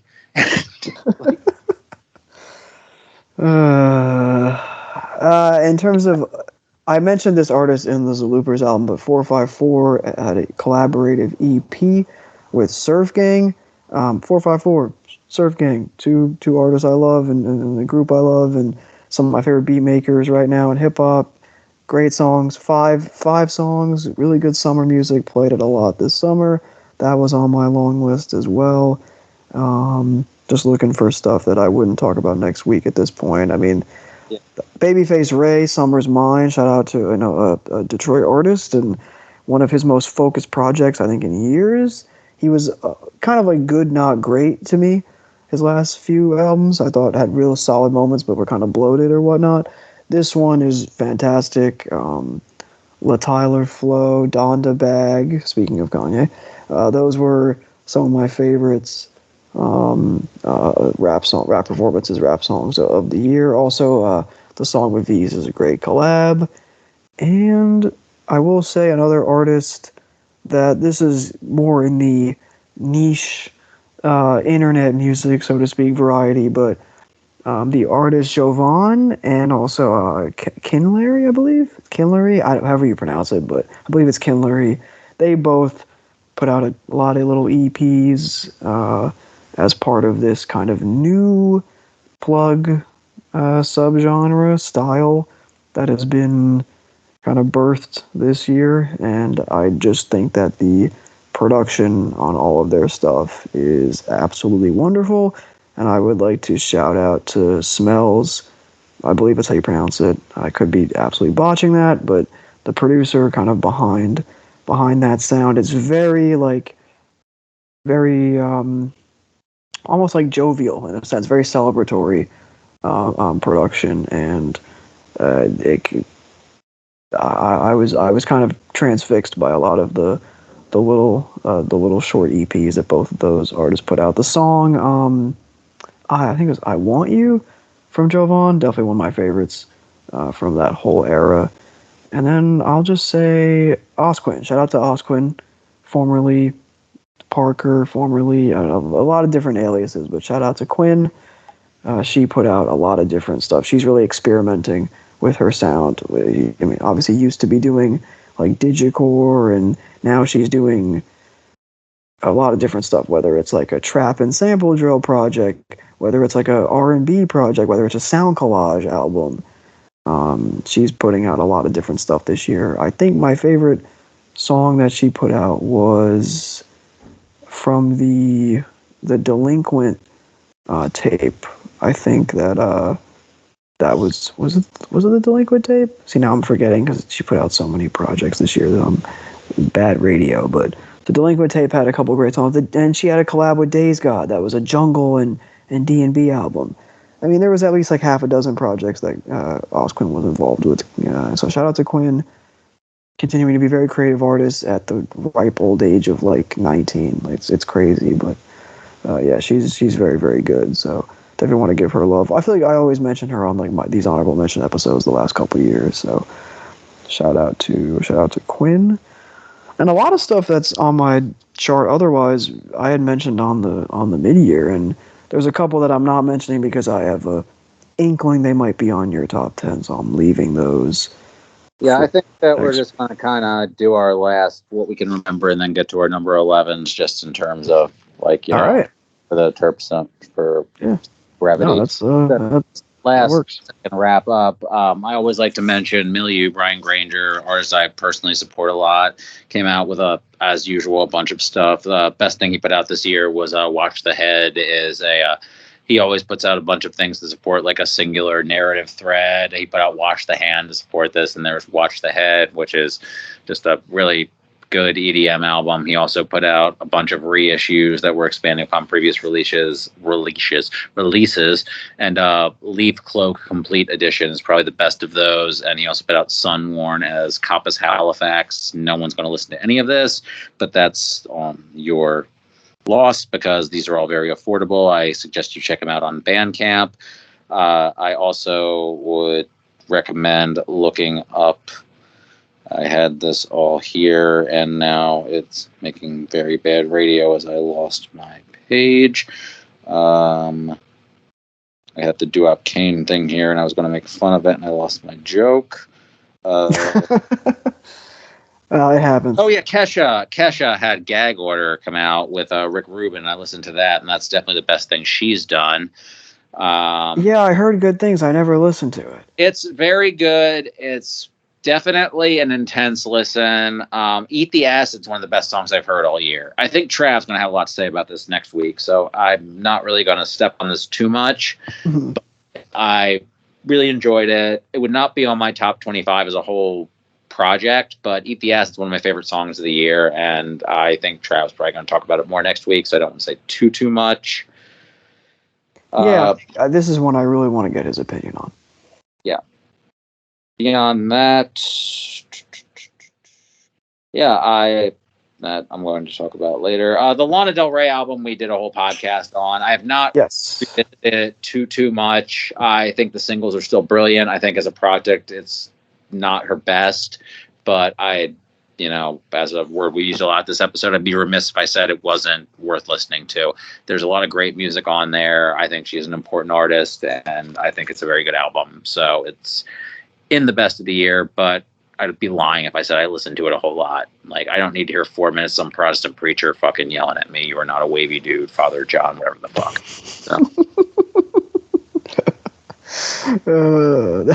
So.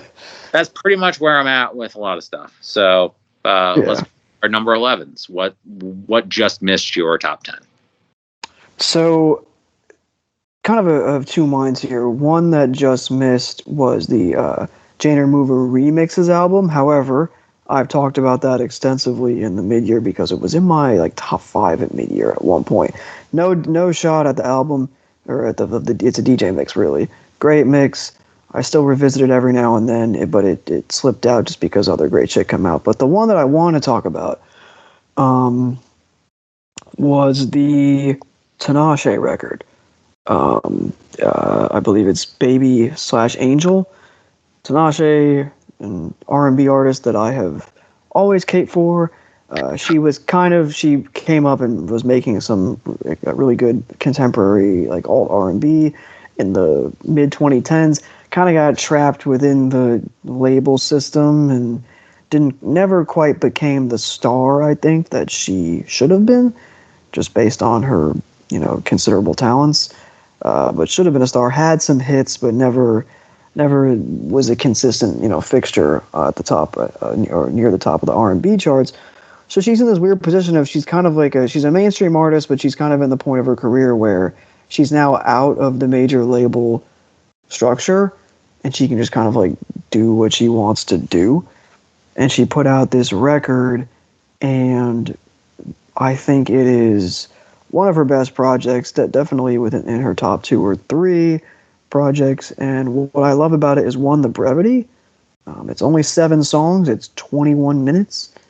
And the album is a hybrid of, all R&B with like some heavy electronic music influences, and most notably like, UK garage type influence. Like Machine Drum produced a couple of songs on here, which I thought was like super fucking cool, including my favorite song, which is Tightrope, which is one of the better like R&B or pop songs of the year in my opinion. I think it is like there are so many songs on here that are like,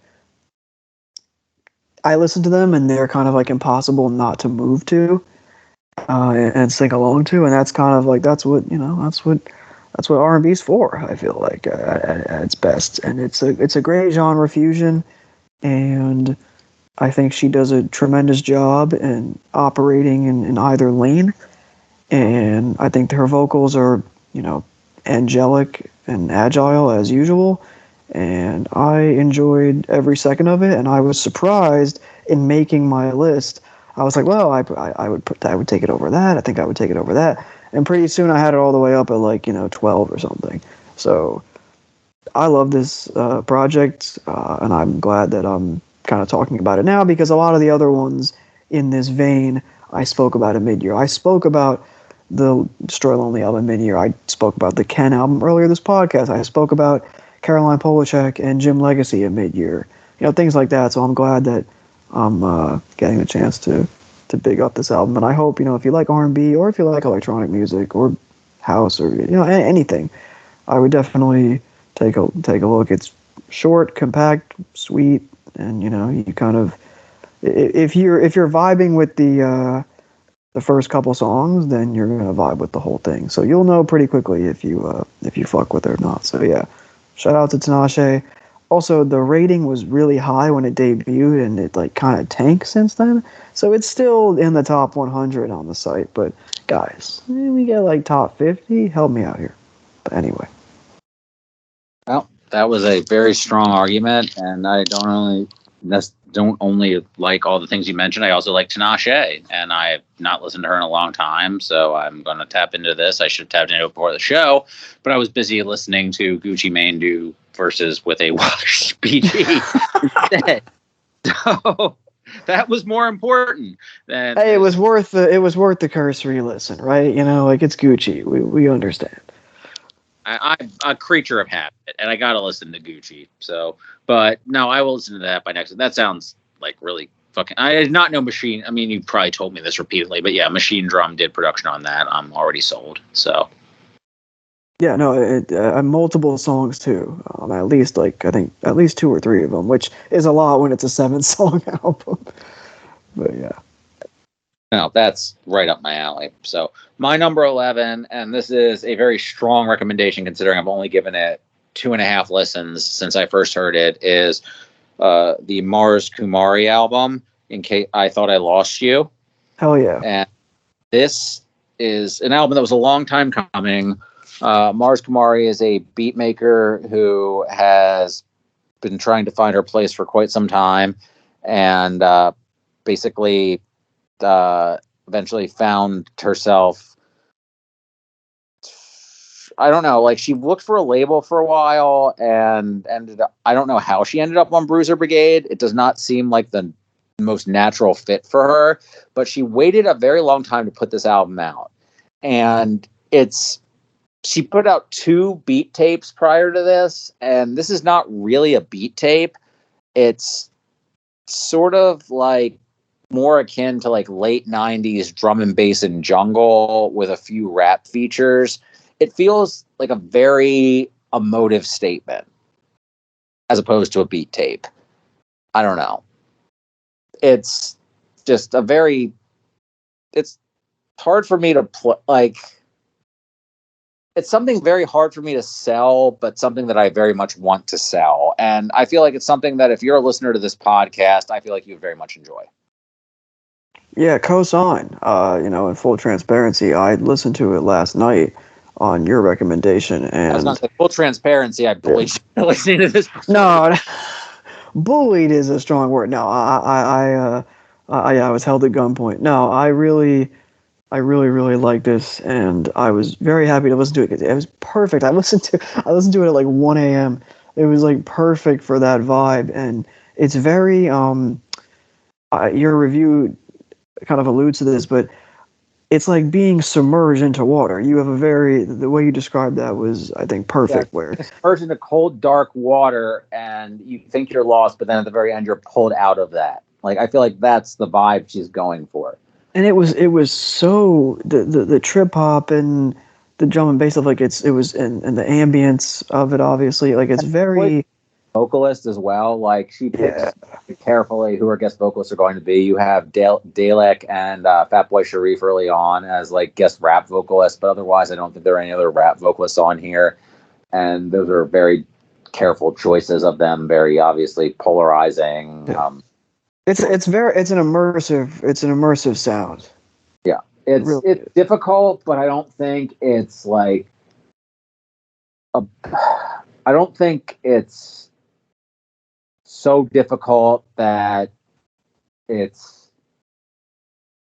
I'm struggling to find the word here. Like, I think there's certain types of electronic music that really puts up walls to keep you from getting to it. I don't think that's what this is trying to do.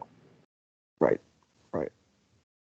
So, yeah, I think this is, and I think there's a reason that this is on the same label as Bruiser Wolf, and I don't know if Zelooperz is on the same label, but obviously he's in the same crew. And I think there's a reason that Danny keeps these people around him. And I think there's a reason this is like this and Backwoods are the labels that resonate the most with me. I think there's just something they're trying to say that really hits the deepest. So, and she's able to be very lyrical without, aside from a handful of guest vocalists, saying a single fucking word. And it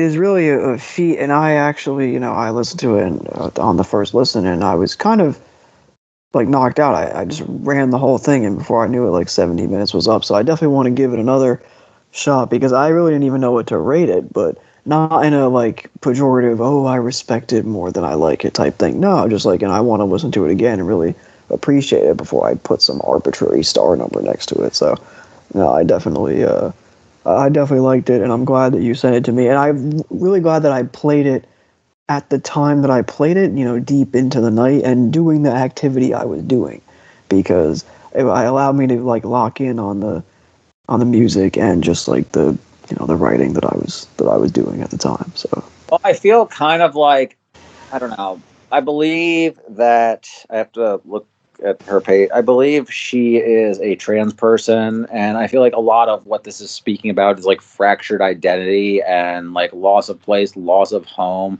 And something that really spoke to me recently was, and I'm gonna go real dear live journal real quick here, is I was going to go get a library book for my child, and one of the things I noticed was that Neil Gaiman put out a book that I guess was like a holiday book for You Are Welcome Here, and it was supposed to be like a theme book, I guess, for the holidays, where it was like the theme was inclusion, where the theme is like, obviously, you know, in this country we're committing genocide against trans people, but also outside this country we're funding a genocide against Palestinians, like, you know.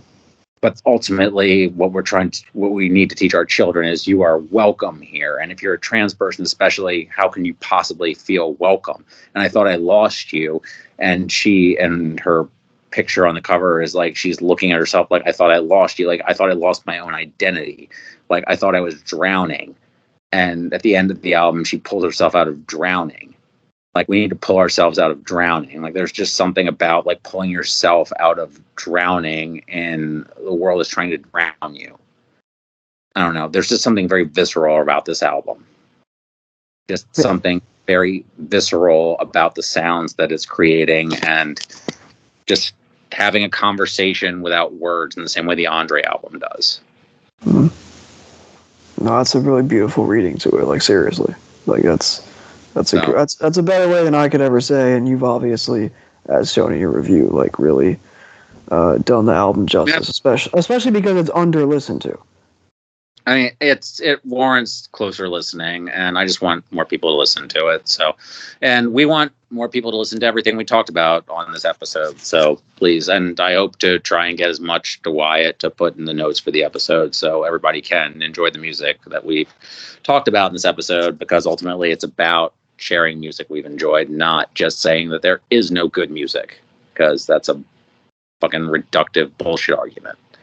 Because we're living off borrowed time, and time is too short to argue there isn't anything good in the world to listen to.